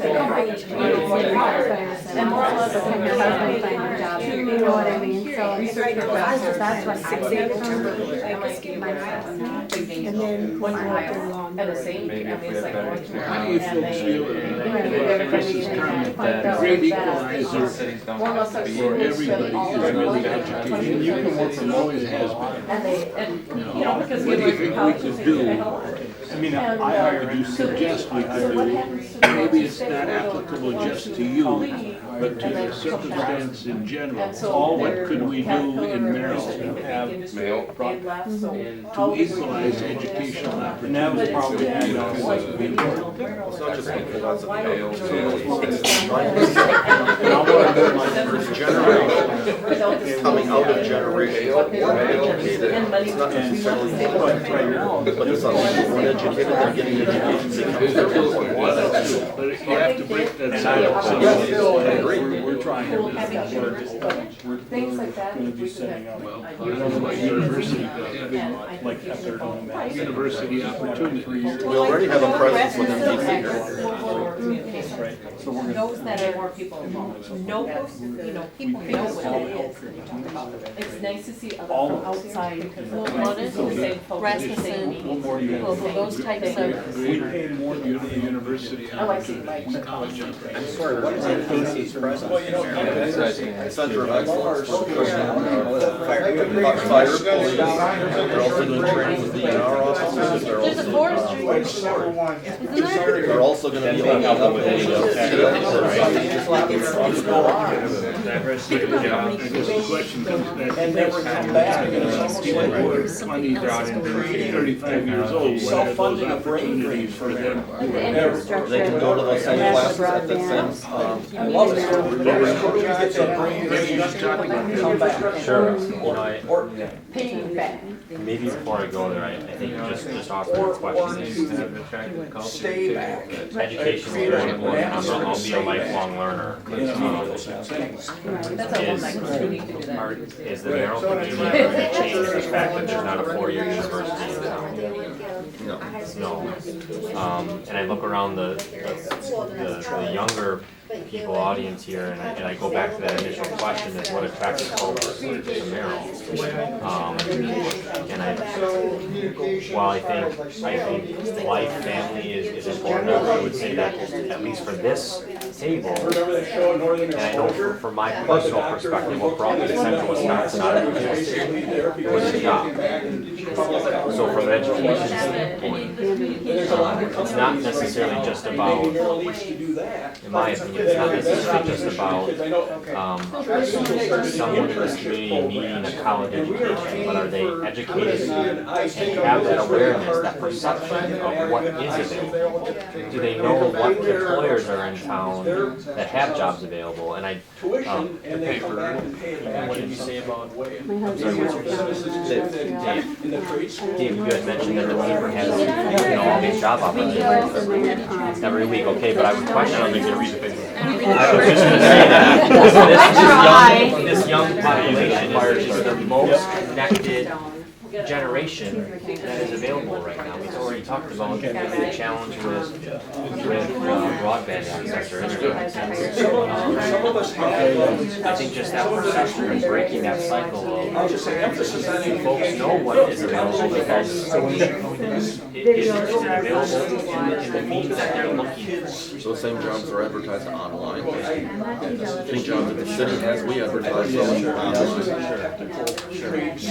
online. And I'm not saying that I have the answer, I'm just causing that question, and I would say, again, job resource centers. So one of the things that the city is working on, and I've been a part of, and I was also part of a group called in Central Wisconsin with some community agencies, and the goal is how do we solve this challenge that everyone is facing in keeping our skilled workforce local. I think there's a lot of discussion on how can we provide more civic opportunity, how can we provide more community events, family orientation, oriented events. But I think you alluded to that. The initial problem that we have lost on is 20 minutes away. Folks that aren't going to get to ever going to be able to compete with those opportunities. I think is it, and I'm not saying that we can't. We don't necessarily have to or necessarily should. We offer what's that driving force that's going to attract teams to Merrill? Is it gonna be a restaurant? Yeah. Is it gonna be art on somewhere? Is it gonna be related to? Sure. Sure. Why the economic needs of somewhere? There's a multitude of things that is different for different people. Yeah, We can't do one thing to make everybody happy, we can't do all enough doesn't. I mean, we have to stop now, guys, we're supposed to take 5 minutes of break so you can talk about it. And if you would think about the next one is, what do young people have to do to make themselves heard in a community like Merrill to available expression on young people talking. So think about that. We'll adjourn for 5 minutes.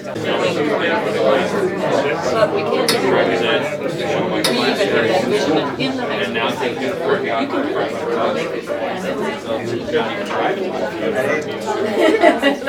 Don't give me a chance. I'm curious to that. I think you're the artist.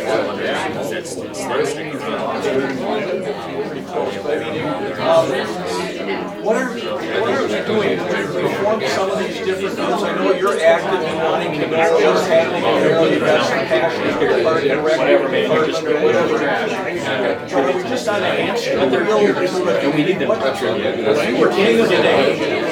They're here. And instead they're just nuisance there. Other than attend meetings and notes and And then we want to know why we're not growing as a city because we're not coordinating resources. And I guess I'm getting us mentorship. We don't have a good, is there a mentorship program with young 40-year-olds or whatever that have only been through more recently than It is. to help that 23-year-old doesn't know whether they start over or this is my favorite life. I don't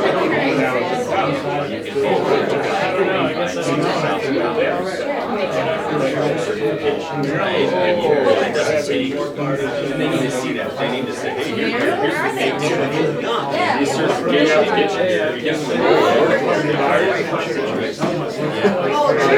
I think that's a population here in the community. That's one of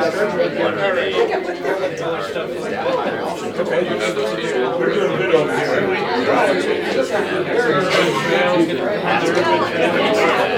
necessarily giving back to You asked if it's a hamster wheel and what you guys are doing. What will become so far while the committee's on meetings? What's changed? So basically, we're reporting out, we've met now, this group started probably in the budget meeting, January, so we're probably 9 months into it. But what we're trying to do is break out and kind of do small bites of action steps. There's an entrepreneurial committee that Renee works with, Dave's working with young people. Just trying to bring ideas back and can we do this in America? Has any of it happened or has any of it? If you're asking if there's a lot of positive results at this point, no, I've been involved since May. To change things, that's a real struggle. So maybe they posted, I think, Just going off the not read the book to hear about what agriculture is doing. Yes, I'm coming from February, and still not a lot of time to change it. I just wonder what process I guess I would say it's a hamster wheel to choose to stay on a hamster wheel. If you have an idea, if you want to do loud, or if you have a passion and you want to get it done, I haven't seen any hamster wheel. I haven't seen any active resistance. Frankly, I don't care if we get any. I want to get things done. If we want to get things done, this is an opportunity to get things done. Maybe to have like-minded people hear your ideas and get together and start moving things along. Now, looking at this action plan, I am wanting to invest my future, my money in Merrill, as I know other people, even my family members are past. There's things that I want to change in Merrill that are completely done by If we want them to contribute, we're just gonna have to kick them in the butt. We're gonna have to put them in the trash. That's what I'm here at this meeting, I don't know how I can go further to get this stuff to change, rather than my family and my money going into a different city, investing there. With that going along with the houses that are cheap, I want to purchase, but not being able to have a hammer and on that property, touch the roof, besides getting fined to get in, and all of the other people that are licensed contractors. And I'm just, are those city ordinances or state ordinances? I mean, I've had other cities, my parents have purchased houses that you can do legally, the house, the project, whatever else itself. Here in Merrill, the second you put a dumpster outside of your house, city inspectors there, looking to see ordinances, what you all went for, whatever else, which is fine, but then to make sure you have a licensed contractor, which I don't think is right. I want to move here in Merrill, I want my future here in Merrill. I want to invest here, but I'm not able to. so let me throw out, I mean, I guess there'd be everything from a landlord association type group, the format, because it would seem to me this might be an argument that we carry across all rental owners that are interested, or homeowners. Well, I know a lot of, but I'm sure a lot of people that have tons of property, they've actually completely stopped buying in Merrill due to that issue. Is that perhaps part of the point though? Is to stop houses being bought to turn into rentals? So we can tear them down? I don't know what else you would have. Single family homes, I think there's issues with it, and this is a bad term to use, but slumlords. Right, I think that's, you have good landlords and you don't have good landlords, and I think sometimes, and I agree with buying them as compared to someone buying and redoing them and at least getting somebody in there. That makes sense rather than letting it sit there for years and tear it down later. Right. I totally agree with you both ways, but I think it's going to be able to move the slumlords issue, and then people are living in subpar houses. Because I would really houses like that. This meeting, we have one very it seems like it's kind of a bunch of comments and people who are active on stuff that change in front of their we as a group are going to actually start going about it rather than planning. I'm going to suggest that long-term change is going to come from changing the people who are making the decisions. Yeah, and so that means cultivating millennials who are going to run for office and essentially knock out from office those who are resistant to change. Or put political pressure on them. Exactly. To get them to change. Exactly. Which is uncomfortable. That's what the next thing we got to do. Change is uncomfortable. If you run unopposed for 20 years and now suddenly you've got someone who's younger and more energetic with a whole bunch of new ideas running, you may suddenly find brand new ideas that you're interested in. And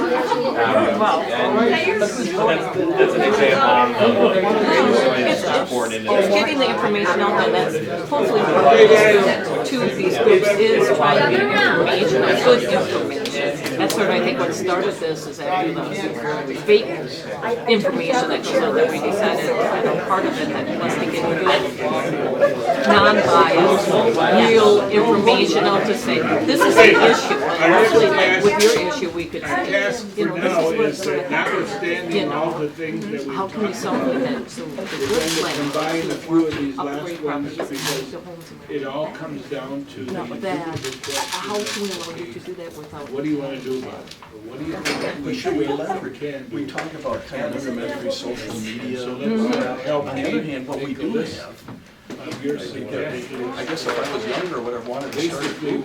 what are you suggesting All I from do your have to do is perspective, type your out friend's perspective? Facebook notice or something meeting here. I mean, I don't have to call Anybody them. else? I remember when I was Can we do 25 years old, I had to call people. I had a little to. better? And they didn't have cell phones, so you have to tell them.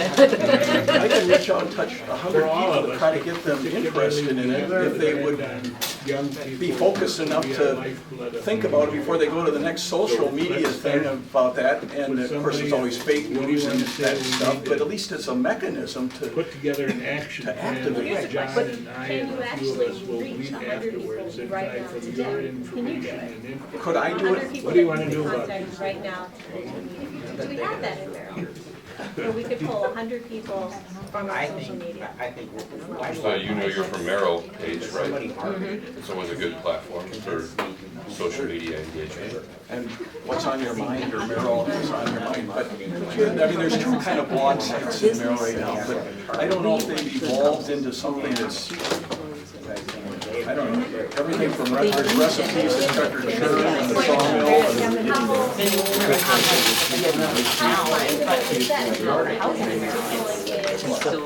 More of the Single family the point is to stay and to get people in. Can they kind of do That may be your marketing. And do you have, well, if you have that core group that's willing to say, hey, there's 4 of us here, or whatever, we want to form millennials from Merrill blog site or whatever, and we're going to kind of start this out hoping we don't get corrupted by other stuff that comes in and really try to push something. It's almost a millennial club. Excellent idea. And I don't know, is that? I'm trying to figure out, it doesn't exist yet. It does. I guess it will, I mean, I don't find think so, out. Kyle. I mean, you're kind of a guy that follows.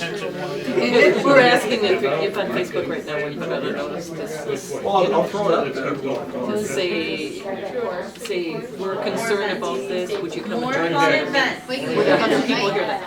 Like the murder mystery dinner. Yeah, I'm biting it, right? Yeah, right. I went to a maps meeting yesterday. I love the events. There's one comedy show. But if they support, that's the most important thing, because then they need to go both. That's the other part. Someone else from Merrill put it out. They have to do something to change them too. That goes my and we're not asking you to do anything but That's a good point. Yeah. I guess I what, spent 5 minutes marketing. later, kind of 5 minutes education before, or probably in this role. What do you want to call that? Besides marketing. How many different groups are there in Merrill? Like, Yeah, Chili Fest. and how many community boards are there? Like city council and all that, like, is there any kind of a thing written down that says, I mean, it comes to libraries, calendar? There's no one-stop shop. Little because I wouldn't know how to fake something, I wouldn't know where to go, because I don't even know what exists. The chamber, that was kind of one of the Yeah, things and that I came didn't out know of if that. it was How about better communicator? Better communication? Keep going, guys. What else? Derek, what do you think? What can we do to do ourselves a little better? I'm a big fan of being able to have chickens in the city. We already have that. I think we should expand on that and allow goats. Okay, Eric wants more chickens. No, more goats. Goats you want. Goats and sheep. Pastor, help me. I am all for more chickens though. Or like community areas where these things can like be big. Can we have like a community like farm or something like that? Like Don't we have a community garden or no? There's community garden. Chris, you have some thoughts? What about and I don't know if this is for you, what about a mentorship program? So something for students that are sophomores, juniors, and seniors, and some collaboration with their employers. So they may know of what employers are on top of it. Do they know what jobs they have available or what those jobs mean? So what's the income potential? Well, I'll go farther than we need to have an employment center back. We had one for many years. It was located out of the old Badger Hotel, and well, we had 2 of them for many years. And for whatever reason, they weren't economically viable, I guess. But we do need an employment assist center. Pretty limited, I think. In order to help these people get education, get training, and get a job. there is It isn't happening all by itself. There is a community, like a career center, it's near the food pantry. Which is a lot of people. They're one of the food pantries. Anita, I can't remember her last name, is, she works at it, and I think that's great, that's for people who like have been unemployed for a while. But it's for us to help people write resumes. Yeah, it's not a. But Dave's point is well taken, there are ads for a lot of jobs. And that doesn't necessarily help me if I don't, first of all, I don't look for them, or I don't know one place to go to talk to somebody. And most of us do need somebody to talk to for a variety of reasons. Even a resume or it's very the number of applications that I get that are not filled out properly. They don't even know the sign them. So that type of education offered in like our high school, like here, this class on, we're gonna have to do, you have to write a resume. But I learned all this stuff in college, like.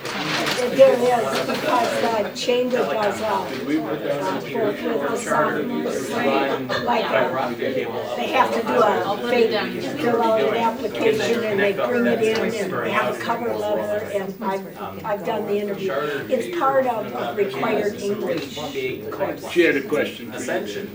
Do we have a place like where Kate's boyfriend can go and get advice on how to start his business here in Merrill? How to start? Well, that's Draw what up a business plan. I think that's what the business action team wants. I'm in the Wausau department, and More of a business incubator. Yep, Because I think we need one of those.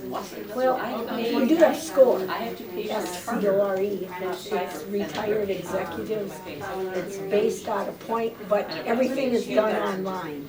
Like if you want. But I mean, do you have a place here in Merrill where these people can go and sit down with someone? Everyone uses SCORE, or you use the Small Business Administration. it's up Thursday. There also is, Because I think some people find that intimidating. I think it's a thought, it's an idea. You can't close it out of them. Rather than. Someone mentioned they never see the people in town, they'll be there on the other one, going over where they work, or maybe and then I mentioned half of the class will stay here, so somehow to get people out. It sounds like there's a lot of different committees in there, and stuff that I haven't heard of. A young person, Just to be more aware of the opportunities that are actually here. Part of the ones I went to meet, but I only heard about it. Where did we go? I don't know how to say this, I want to say improve our education system, but I don't mean that it's negative, at least improve the perception. Yeah, he's And I think, Gene, that gets back to the days when we were administrators on the school and board. he's probably the one. We maybe weren't the best school district around, but we all thought we were. And I think people felt positive about that and wanted to There is. come It would be good to get more young voices to sit on a committee. Yeah, when, in the Frankly, I've 80s, been waiting for an you email know, to tell me when the we next went to meeting the was. White House to get an award for one of the best school districts or high schools in the nation. Well, I know we weren't any better than somebody 50 miles away, but we wrote a grant and, you know, we said it in a way and people felt very positive about that. So, there was a point in time where, you know, pride and proud was how we were all. Your business has a website. So that's kind of what I'm getting at. And one of the things that my pet peeves is not people that businesses Well, at least improve the perception, I think. You know, it's outdated. Right, because if you do some online research, Like, we had this Maps collection is no point, longer one-stop shopping. Dave has been a city administrator here Its for website 5 years, 6 years. changes up to Now, date. you've been here long enough to know, what do you think Merrill needs to do to? I'm not saying that's a reason not to kind of do that. Part of it we're doing already, trying to improve our housing stock, You know, I was trying to get more amenities. in the city. But they're not. The trail is for everybody. You don't have to work your butt off for that. We brought in the aquatic center, we opened up the, we took over the fairgrounds, so we can bring events here that the county wasn't doing when they had it. We're trying to get things that we didn't have before. I talked to Bierman's out of $4 million, foundation. $1 million for the expo center. And so maybe Things like that that we need, that we didn't have before, to take care of the people that are here or people that we want to attract. Now, are we gonna be able to attract people necessarily to compete with Wausau? No, probably not. We have to start to push our strengths, not our weaknesses, and then use the proximity of Wausau as a starting point, not as a negative. Well, you know, a lot of communities have hired, like, I don't know what they call it, they call it Main Street I thought marketing directors or something to know actually what the community does. I know in the western part of the state, they actually hire people to, or they can't tell the young group they can't what they can't have context with Wausau because they've got different I hate to keep priorities. using them because Choices, or but they publish in the well, in this day and age, I was paper gonna say they can't afford. They can't everything that's going on in Wausau. Maybe the down payment, we get the down payment. And we should do something similar. Because some of these rentals are as much as a mortgage Yeah, I mean, payment. Communities are quick to collaborate. Like to rent. I really liked your suggestion about how we should use the proximity of Ease, Wausau convenience, as a point. Because that's a huge bonus to me. I like that I live in this safe, nice, smaller town that has a Walmart, so it's kind of big. But I'm only to a 20-minute drive from Wausau, and I can do everything in Wausau that I could do if I was living there. So, I mean, that's a huge benefit to living here, and I like that you want to use it as an advantage rather than something. Cosmo used to in their television ads, that you can, Wausau, you can get to the Cosmo easier than you can get all the way around to the Cedar Creek Mall. And will charge you less. Yeah. And they did it in a very, and they showed their, you know, what they all invested and upgraded the money that they put into there. And it is true, people drive up from Marathon City and Wausau, come on up to the movie. Do we think there's any negative feelings of trust or confidence in young people's willingness to go through the struggles of living in this? Do we think there's a comfort level Pam, I know you said that's that you're suitable starting to see some for young things people? change or whatever. Let's just talk about Any other Other than having a job and wanting to live close to a job? And David brought up that. Do young people, other than Things some happening of in you Merrill are that you'd saying, like to mention this, I'd like to see that expanded or a whatever. safe community, do you think that we are a comfortable place to live? I don't feel like I can talk at a bar generally That started because with there's a lot of, people meeting at First Street Station and said, we need to I'll say, take this idea and do misinformation it. that Volunteers. gets thrown at me. It's like, I don't want to call it racist, but it definitely has racial undertones. I was at, granted it's not the best bar to be at, but I was at Johnny T's, which is kind of run down. And this kid from Racine was telling me that openly that he was racist because people of color do drugs and crime and all this. And it was amazing because he was obviously tweaking out on something. So the hypocrisy was blatant. And that's a cultural thing that I've noticed from people, even if they look like they're a upstanding member of the community, they still hold really weird, like, on the down low, let's tell some racist jokes. Oh, the Richmond Center? Oh, give an example, City pulled that together, do a Kaepernick taking the knee during the anthem.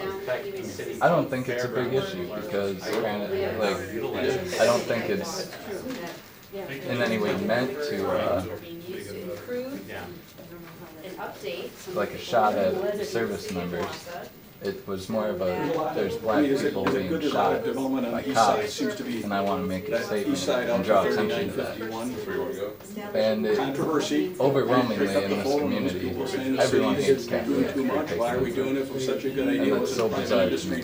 Like, I have a hard time connecting with why. I kind of, I think of it as a, they don't know the history behind, like, why black people are getting shot in the streets. They just blame it on them, like, well, they shouldn't be dealing drugs and being gangsters. Well, the reason they're dealing drugs and being gangsters is because for years, they couldn't get business loans, they couldn't get house loans, they were stuck. So when a guy wants to take a knee, it's not the end of the world. Yet there's, Good point. it's hard to, Jake? I think we need affordable, single houses. The last city when I say Swiderski's have come in and done some very nice things for apartments, but I don't see the new neighborhoods development. Yeah, so it's, the way it works, if your employer contributes to any amount to this fund, Families and schools would go around. the city, and you go and Doing something to get the buy buildings of the a Merrill home in the city of community, Boston, and if it's less than 50 years old, you can give up to $10,000 down payment assistance for a low interest loan, so it's like market rate loans, interest loan. 5 years Several loan. months ago, there were 53 Before that 5th year of payments begins, you can prove through documentation or pictures, receipts, or whatever, that you've done a certain amount of loan improvement to that home. The entire 5th year of your loan is And maybe completely we don't have a lot Merrill builders. if your home, if you're buying a home that's older than 50 years old, you can go to $15,000 of down payment assistance, which in some cases is 60% We have 2 of the minutes home's left, guys. value. What else can we say But what to this right does up is, on the Well, employer's intergenerational bonding, it's engagement, it's employee awareness of engagement, what it's allowing the young employees people, how to we lay down think some roots versus how in the older people community, which think. will then I think what likely keep Eric brought up them is an excellent point. at your company for a little while. There's like a diversion in the way people think, See happening is some of these and homes, it's just not being housing acknowledged, stock like there's a is lack of lost. empathy. It's Like, so you low don't because know anything about people, empathy, clusters of these like homes from that are our sitting education, dormant, experience, vacant, from and they have experience potential, generally. but nobody's been nudged. So, I mean, to actually the act. Merrill What that Enrichment Center is is pushing to do intergenerational work, and So let's say I think that that's going to be every house on vital that block for needs building. and every house on that block is missing banisters on its porch. Right. Every couple of 20 or 30 something come in. And we're trying to change They're that motivated model by getting their 5th year of forgiveness. And I think Tammy's That really brings that home. And all of a sudden, your neighbors have to live with the block. And now they're feeling peer pressure, kind of, in a way, to then improve their home. You know, and then that happens, it's just kind of a peer-to-peer type of generational relationship, and I mean, I think you probably understand the trend that is happening in the nation better than any of us. If I was a young family, schools. That trend, if we can get that to the Merrill area, part of the marketing plan. You went to what, Universal Church in If I could have your attention, Universal please. Unitarian. We're going to have to slow down the Ferrari that we've Something to that got. effect. It's amazing how much energy, great energy there's been going on in the 3 groups, and I'm just very pleased, and I hope that you're finding it enriching and rewarding. What I'd like to do, there are 3 things we'd like to do before we close, and thank you also for taking the extra half hour to stay with us. First of all, we'd like to have a short report out from each of the 3 tables, and then I'd like to have Nick say a few comments from his perspective in terms of community building. And Chris, if you have any impressions that you'd like to make from NTC perspective, we'd appreciate that. And then finally, I'm going to make a few comments about what I think is a very important piece of information for you to consider, which is about the T.B. Scott Library Series in the AAC. So let's go with report outs. Jean? Okay, go ahead. Oh, I have to do the report too? What is this? Go ahead. Okay, Well, so what am I reporting on? flip it over and we'll start. Okay. why we would live or not. So, we discussed reasons why we should be living in Merrill or we shouldn't be. One of these reasons was family, and this could be either way. So we could move here because our family's here, or we could move away because our family lives elsewhere. Maybe we meet a fiance in a different town, we move with them. High quality jobs that we're looking for, not so much as the manufacturing, the hard labor jobs, but more like office jobs, higher qualities, ones that you go to college for to get an education, paying back the community for all that they've done for you, and being able to make an impact. That was an important one.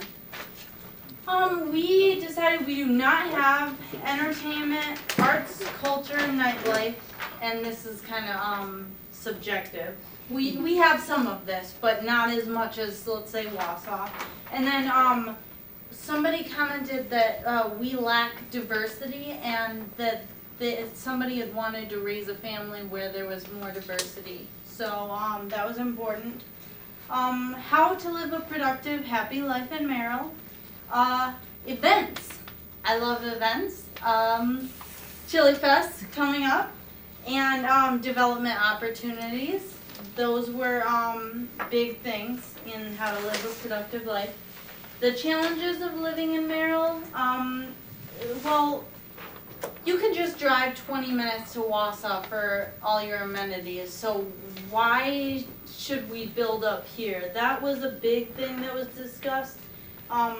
We need to figure out what we can get here that's different than what we can just drive 20 minutes for. More opportunities in other places. We need to provide opportunities, a reoccurring subject. And we provide a lot for children, but what is there to do after you turn 18? What is there for 18 or older? The barriers, there's a small market, so businesses, maybe it's harder to start up businesses. Perception of a small town. Someone was mentioning that I could never live in Merrill because I need places to be open 24/7. Well, we have Walmart, we have Quick Trip, but we have that perception of a small town, so people believe we don't have that. Places to eat is a big one. Places are closing, place just burned down. We do not have a university presence, so that's important, and career opportunities such as helping develop resumes, develop the careers, providing that information where these careers are. So then what can we do? The most important topic, marketing plan. Spend money to create a marketing plan and market Merrill. We need to focus on a target group of not people from the Minneapolis area or even Eau Claire where they're used to bigger towns, but people from Thorpe or Neilsville or Greenwood where they're used to smaller towns, and this is a big city because we have a Walmart. We need more events like the Murder Mystery Dinner Night at Lesson Jim's coming up, and Chili Fest. Better communication of these events, of things like this, what's happening in the town. Community places such as, we mentioned a community farm where you can have chickens and goats, and if you live in the middle of town, which would be awesome for me, I love chickens. And a mentorship program. And there's only a little bit left here, isn't there? Educational opportunities. Business incubator, so sitting down, talking to somebody if you have a startup business idea. Being aware of those opportunities, this is another communication thing. Improved perception of education programs. Somebody mentioned we used to have, one of the top schools maps, but now it's not as highly rated or something. More amenities we need to offer. We need to use the proximity of Wausau as a selling point. We live in a small town, safer community, but we only have to go 20 minutes to get all the amenities that, you know, other people don't have. We need affordable single housing, and we need intergenerational bonding. And I'm done. That's all, folks. Okay, some of the things that you had mentioned on why we live in Merrill or whatever were touched, and our group hit on several of the different things it did.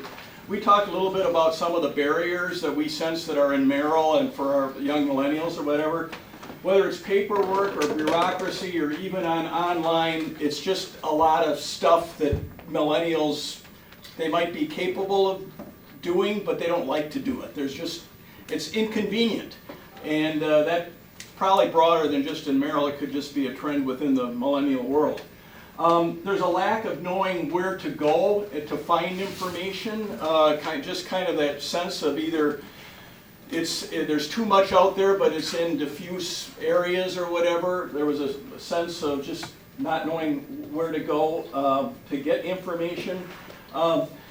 Someone brought up that there's no Merrill-focused activities for young people, and in that sense, we get good ideas, and sometimes WASA comes up and we get outside ideas that are coming in from outside communities. One example was like Big Brothers Big Sisters, but it's a regional or outside group, and it just doesn't seem to catch on to the degree, and that maybe we could do some more things with a Merrill-focused idea, get Merrill involved rather than having a group come in from the outside to say, you need to do this in Merrill. How do we generate that? That's a problem. There's a lack of resources to improve job skills on a local level. There was kind of that sense of, okay, I'm 22, where do I start? I'm out of high school.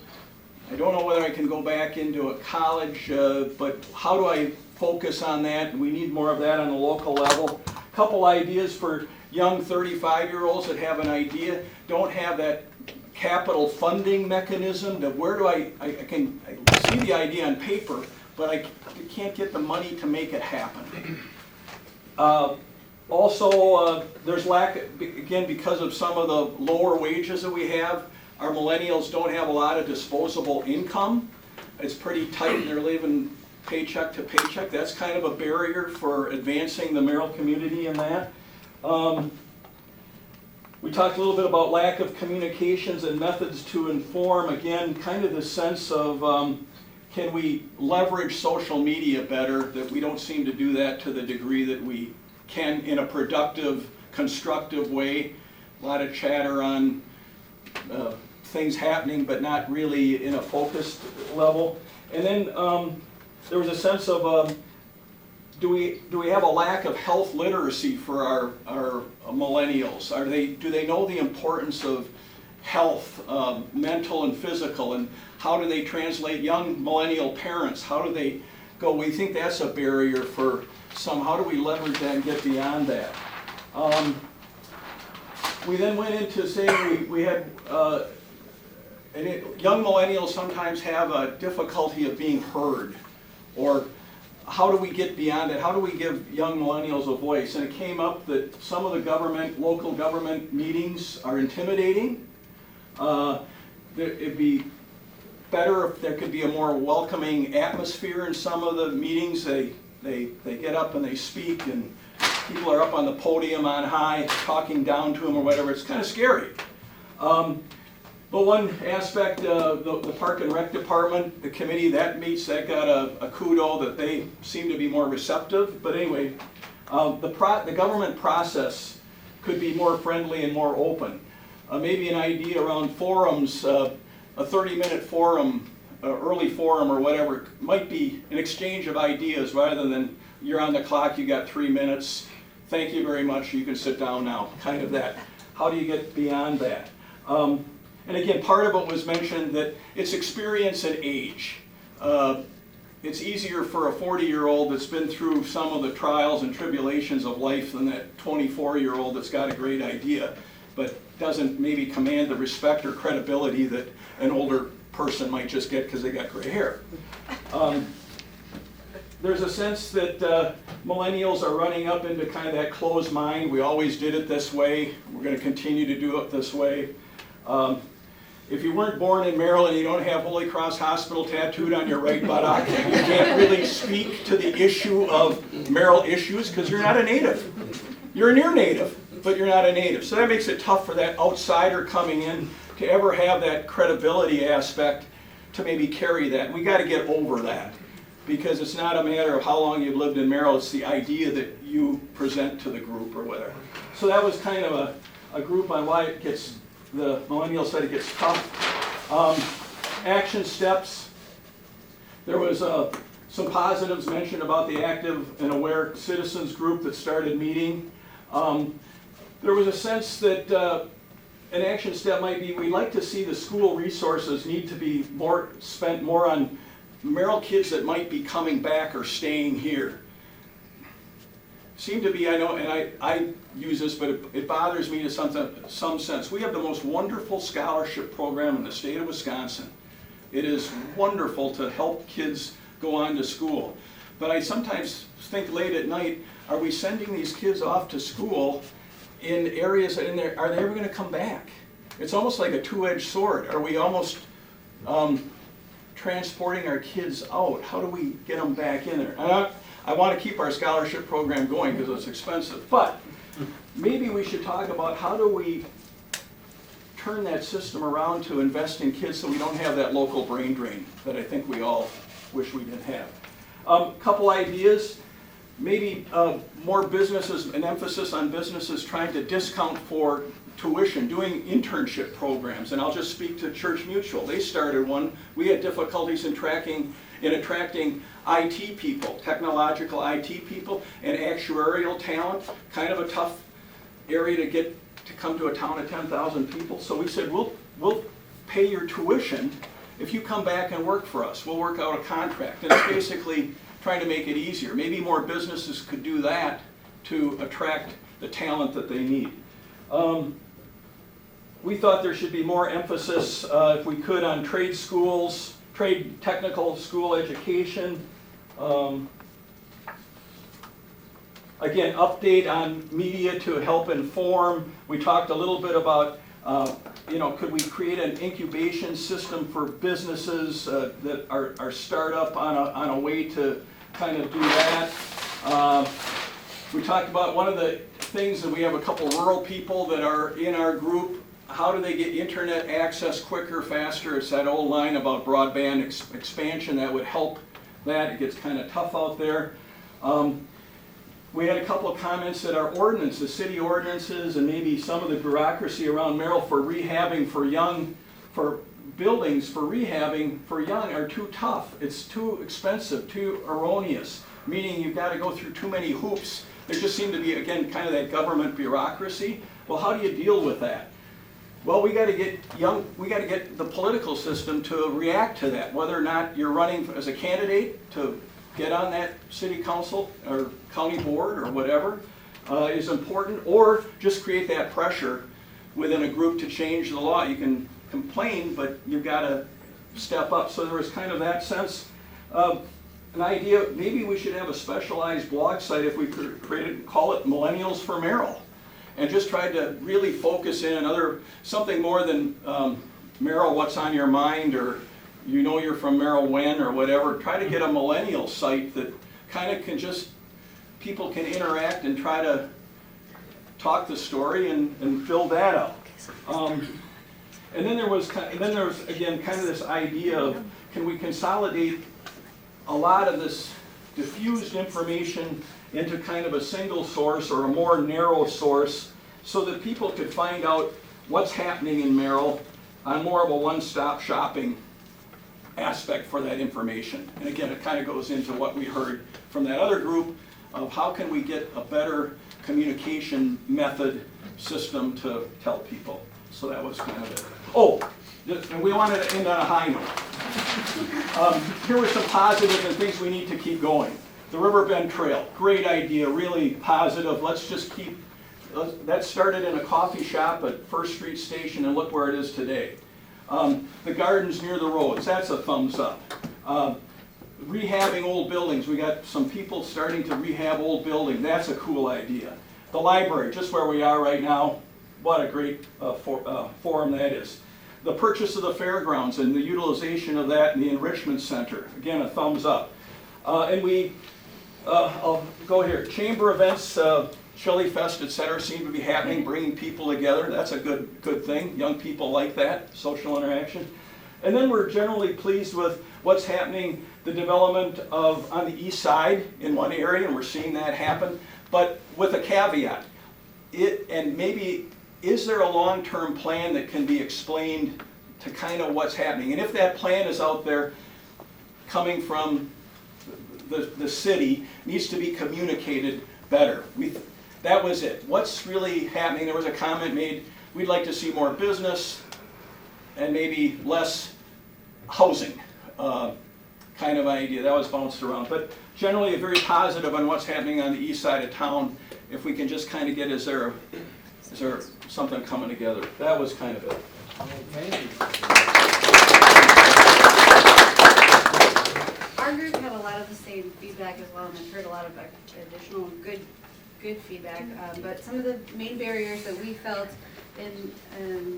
existed between the millennials and the existing sort of mindset were diversity of jobs. So rather than having maybe only one or two types of career opportunities here, to have a more diverse opportunity to be able to have our millennials coming back and have good paying jobs with all of their college tuition debt, and still be able to afford to have some expenditure money to do things on the economic side here in the city as well. Infrastructure went toward the broadband, so I'm not going to repeat that. Recreation, I think we've heard that a couple of times now too. Less alcoholic-based activity, or more options to above and beyond the alcoholic-based activities that exist for nightlife. More culture, more arts, and I think that we've. Did I cover one? And then communication, which I think is probably the biggest threat. Following all of our conversations.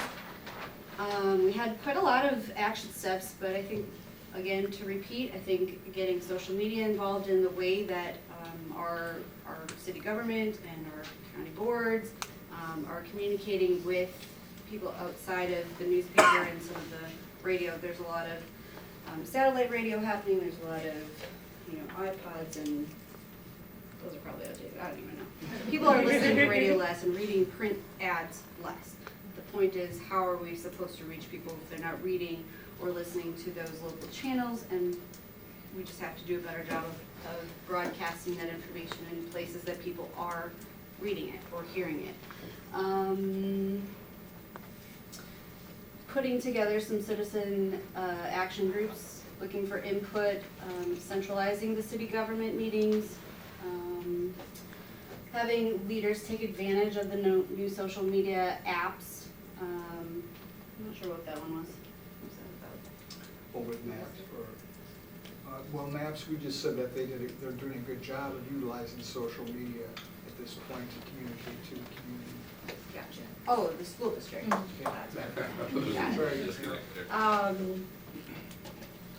Again, encouraging nightlife outside of bars to create some new activities. Partnerships between the chamber and businesses to, again, create some of the apprenticeship programs that other people have mentioned as well. I'm just going to look for something that we haven't talked about yet.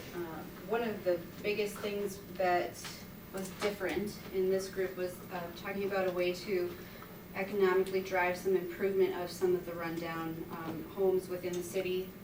And I made mention of, from the real estate side, the city of Wausau has a Live It Up program, and that is a down payment assistance program where employers within the area participate in making a one-time contribution to a fund, and then their employees are eligible to have either a $10,000 down payment, which is a 5-year low interest loan, or in some cases no interest loan that they pay back over time, to help make improvements to those properties. And the reason that this was put into place is to help employers attract employees to essentially invest in the city that they live in.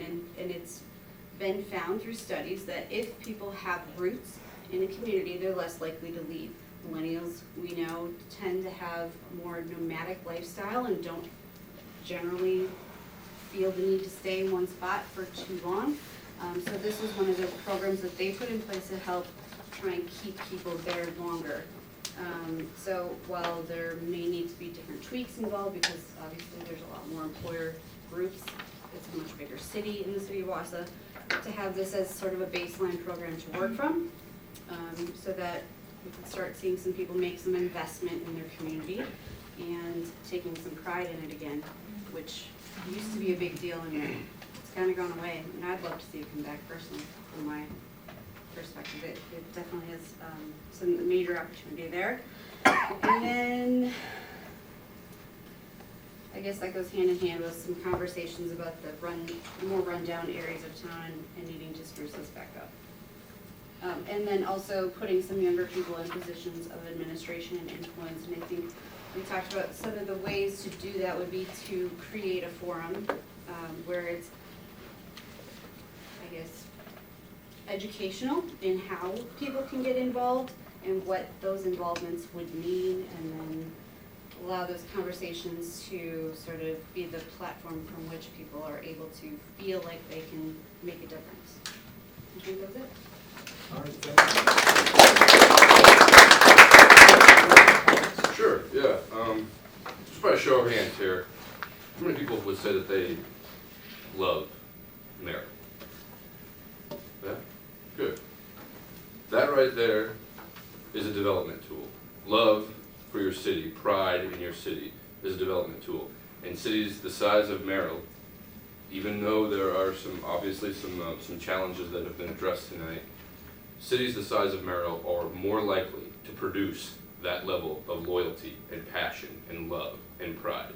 And so that is a huge step, even though, I mean, just coming tonight, congratulate yourself for coming tonight. It would be great to see this group continue to grow and to grow and to grow. I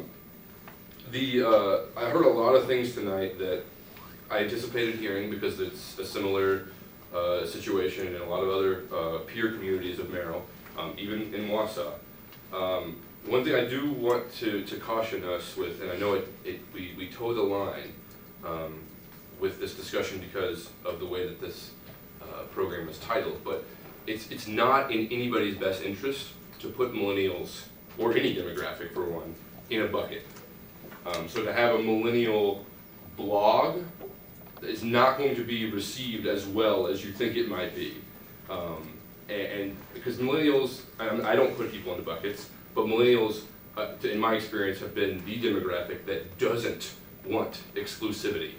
You know, memberships of country clubs going down. Why? Well, because there's a financial element of that, but also millennials tend to want to be more inclusive, and they don't want to be a member of something. They just want to be a part of something that's larger than themselves. So I just caution us when we move forward with discussions or action steps that come from tonight. Try not to put baby boomers or millennials or Gen Xers in a bucket, because you all live in the same community. The only difference in these generations are the way that you were raised and the way that society was when you were raised. Obviously, millennials come across a little bit more entitled, maybe a little less patient, a little bit more nomadic. Why? Technology is advanced, and that interconnectivity is on a whole different level. And so that's all that they know. I should say all that we know, because I'm in that demographic as well. So there is an opportunity to meet in the middle, and we've discussed some of that here at this table. I heard something over here about marketing to the audience that you want, and having some sort of marketing strategy for the city. And then I also heard somebody say, yeah, but that's expensive, and that costs money. I would argue that it doesn't. A very inexpensive way of marketing to people within the city is solid community engagement. Having more people that are involved in the production or the execution of something that you want. Say you're hosting an event and you want somebody to come to it. You want this particular demographic to come to it. Make sure that that demographic is involved in the production and the execution of that, because then you will have a built-in ambassador for that group of people that you want to reach. The more people that you involve in planning something, the more people that will ultimately come, and you're going to end up drawing the same types of people that you had involved in the production of it. More events, that's great. Events are awesome, but I would challenge the community here to try and look at planning some events. And if you read the introduction to this or any of the stories online from the Photo News, and I think the Daily Herald had something, my premise, my mantra is connecting people to people, people to place, and people to purpose.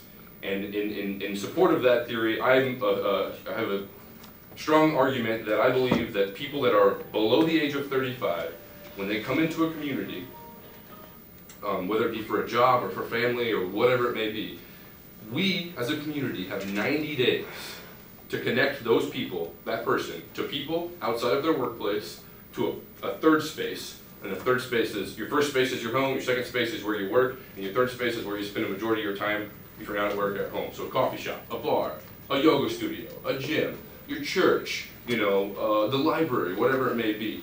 You have 90 days as a community to connect people to people, people to place, and people to purpose. And if within that 90 days, there's a gap there, or there's one of those that's not met, or all three of them, which often happens, that person is already in the back of their mind thinking, where's next? So they're not maybe actively looking for a way to get out of Merrill, but they're thinking of it. And if you can connect people to people, people to place, people to purpose in the first 90 days of someone living here or working here, the likelihood that they stay and invest and contribute and lay down roots shoots through the roof. I promise you. I promise you. I've seen it happen both ways. So the events, I would challenge the community to start to plan events that do all three of those things. Most chamber events, and I'm not putting any chambers into buckets, they do a great job of connecting people to people, that's networking, and people to place, that's business exposure, right? But what about the purpose? What's the purpose there? When you leave one of those events, do you leave saying, I can't wait for the next one? Or do you leave saying, oh, I can't wait to talk to the person that I talked to last month at the same event, So I would challenge the community to try to construct or devise a way to have these events in places that are underutilized or under-promoted.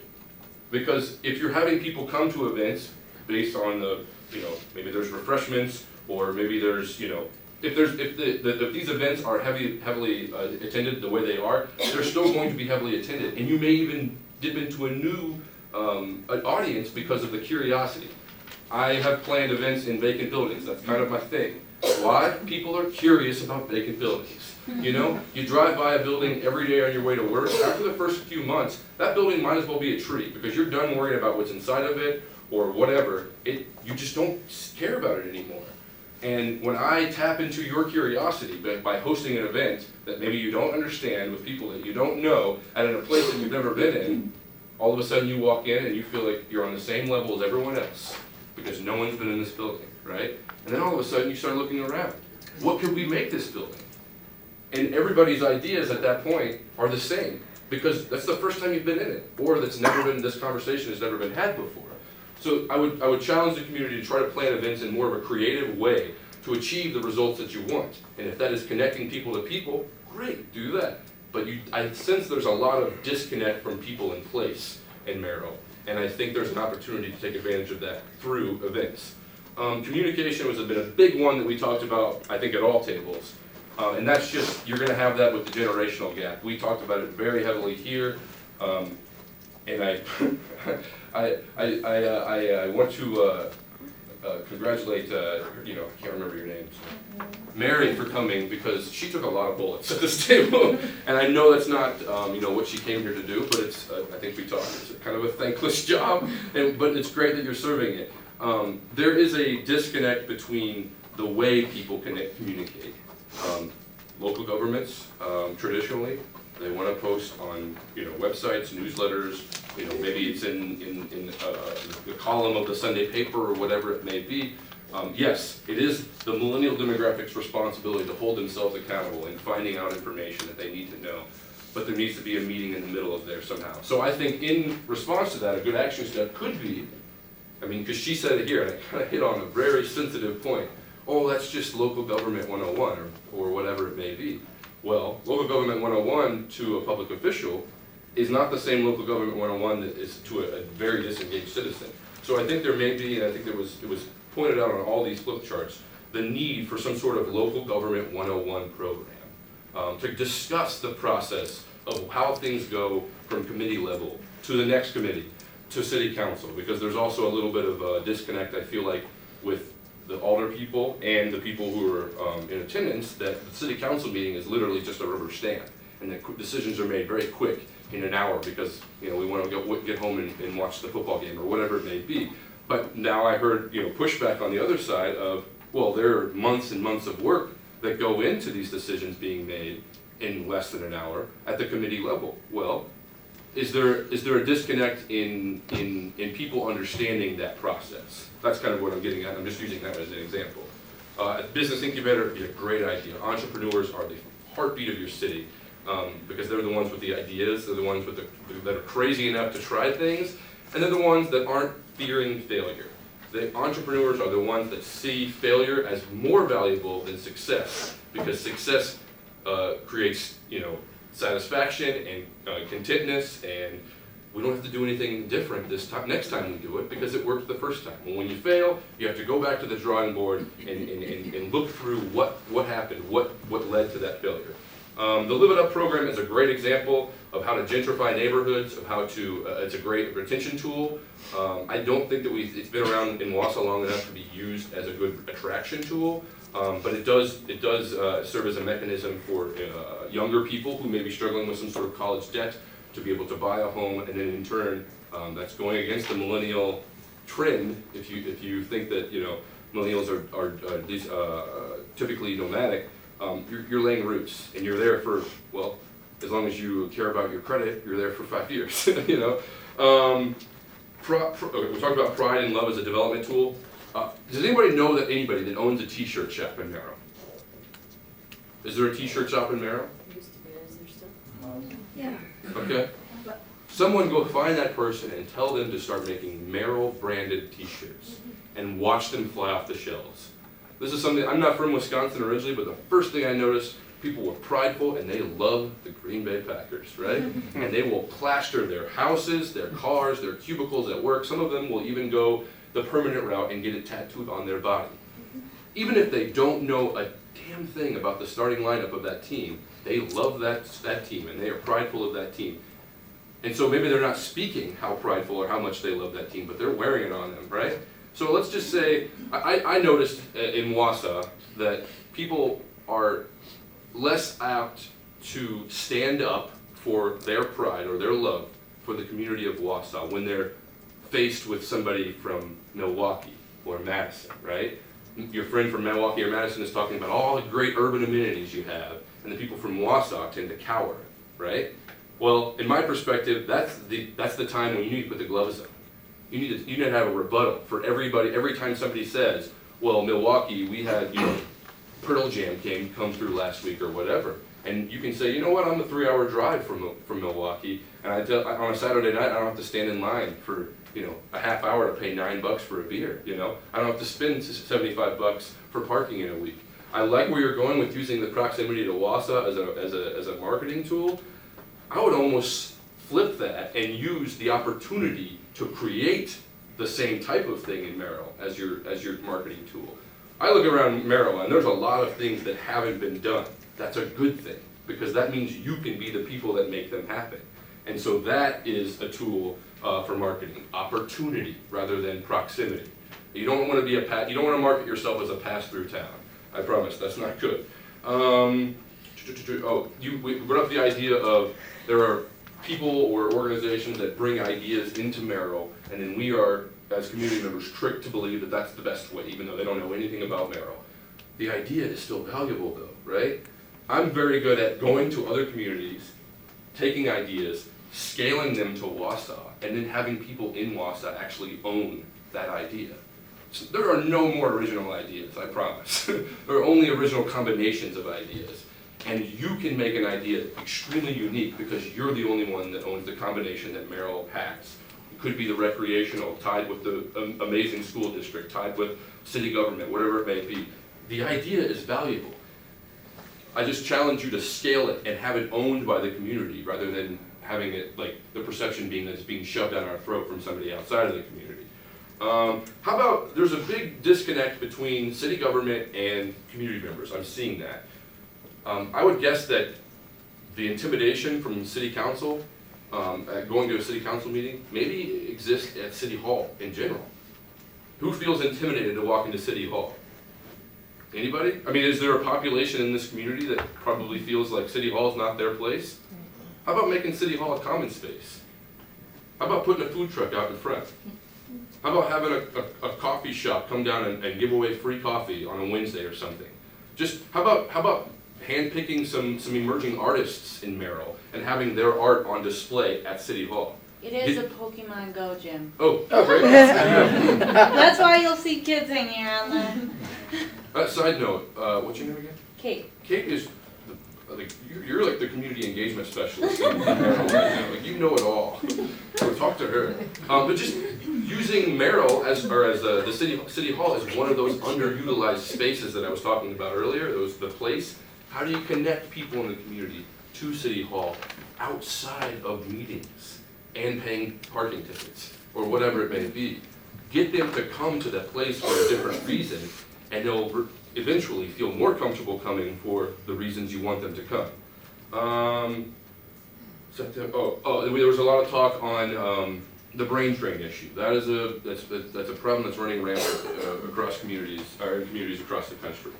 I would argue, though, that brain drain isn't necessarily a bad thing. And I'm sure you're probably thinking, like, what the hell are you talking about? Let me elaborate.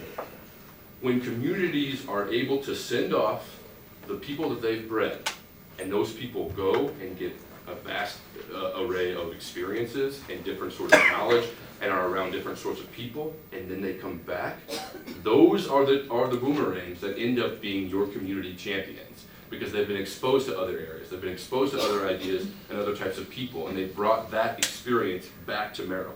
So the question is, the question isn't how can we keep people from leaving Merrill, it's how do we get them to come back when they've experienced those different types of things, because those are going to be the most valuable residents of your community, especially if they're ones that are willing to stick their necks out and be a champion.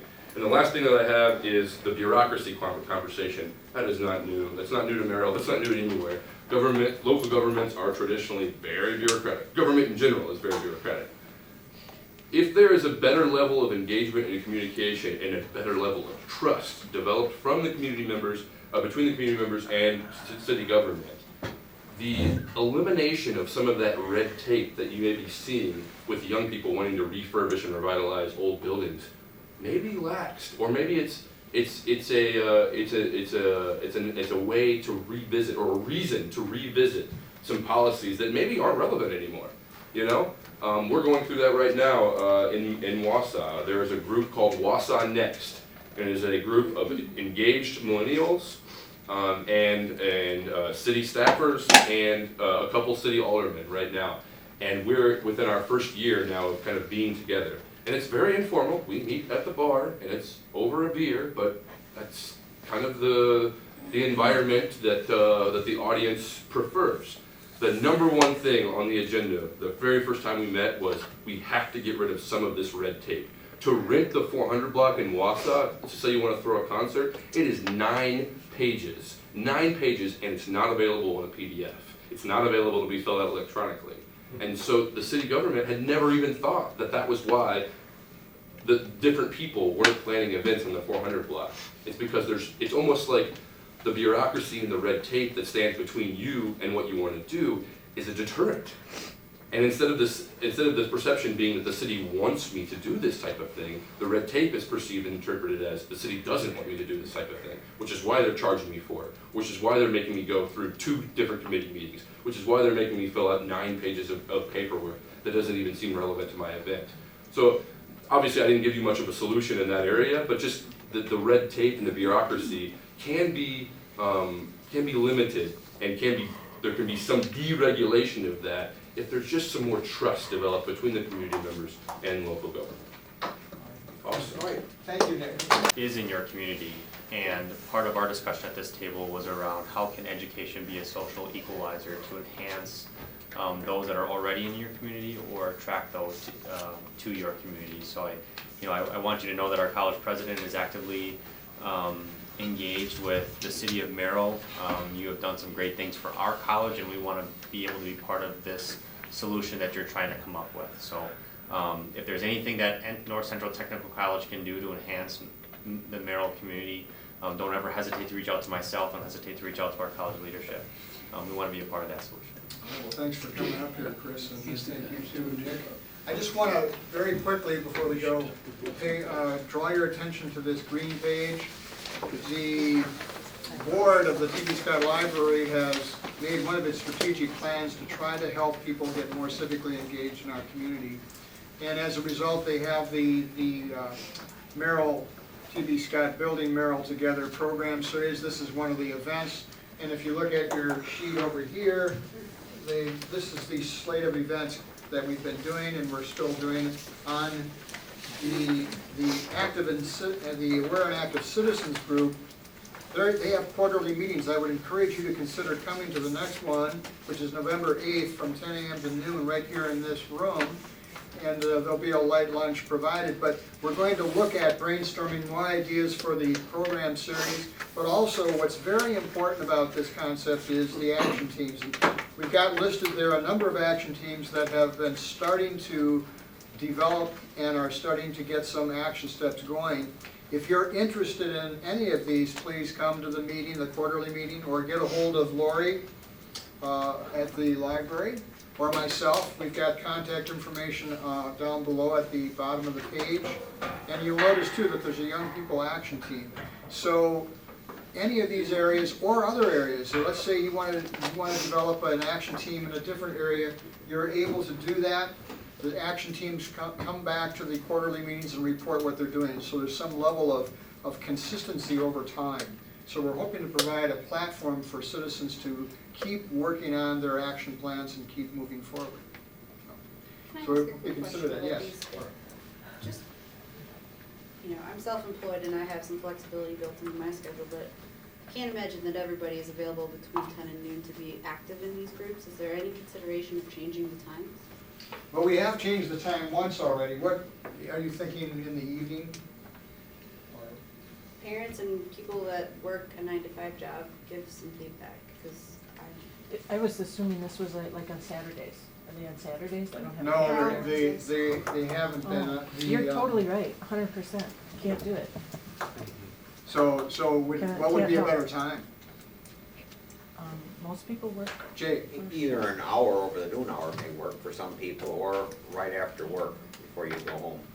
Like around either 1 hour at noon time or maybe 4 or 5 o'clock? 5 o'clock? Well, I work in Los 7 o'clock start on a weeknight.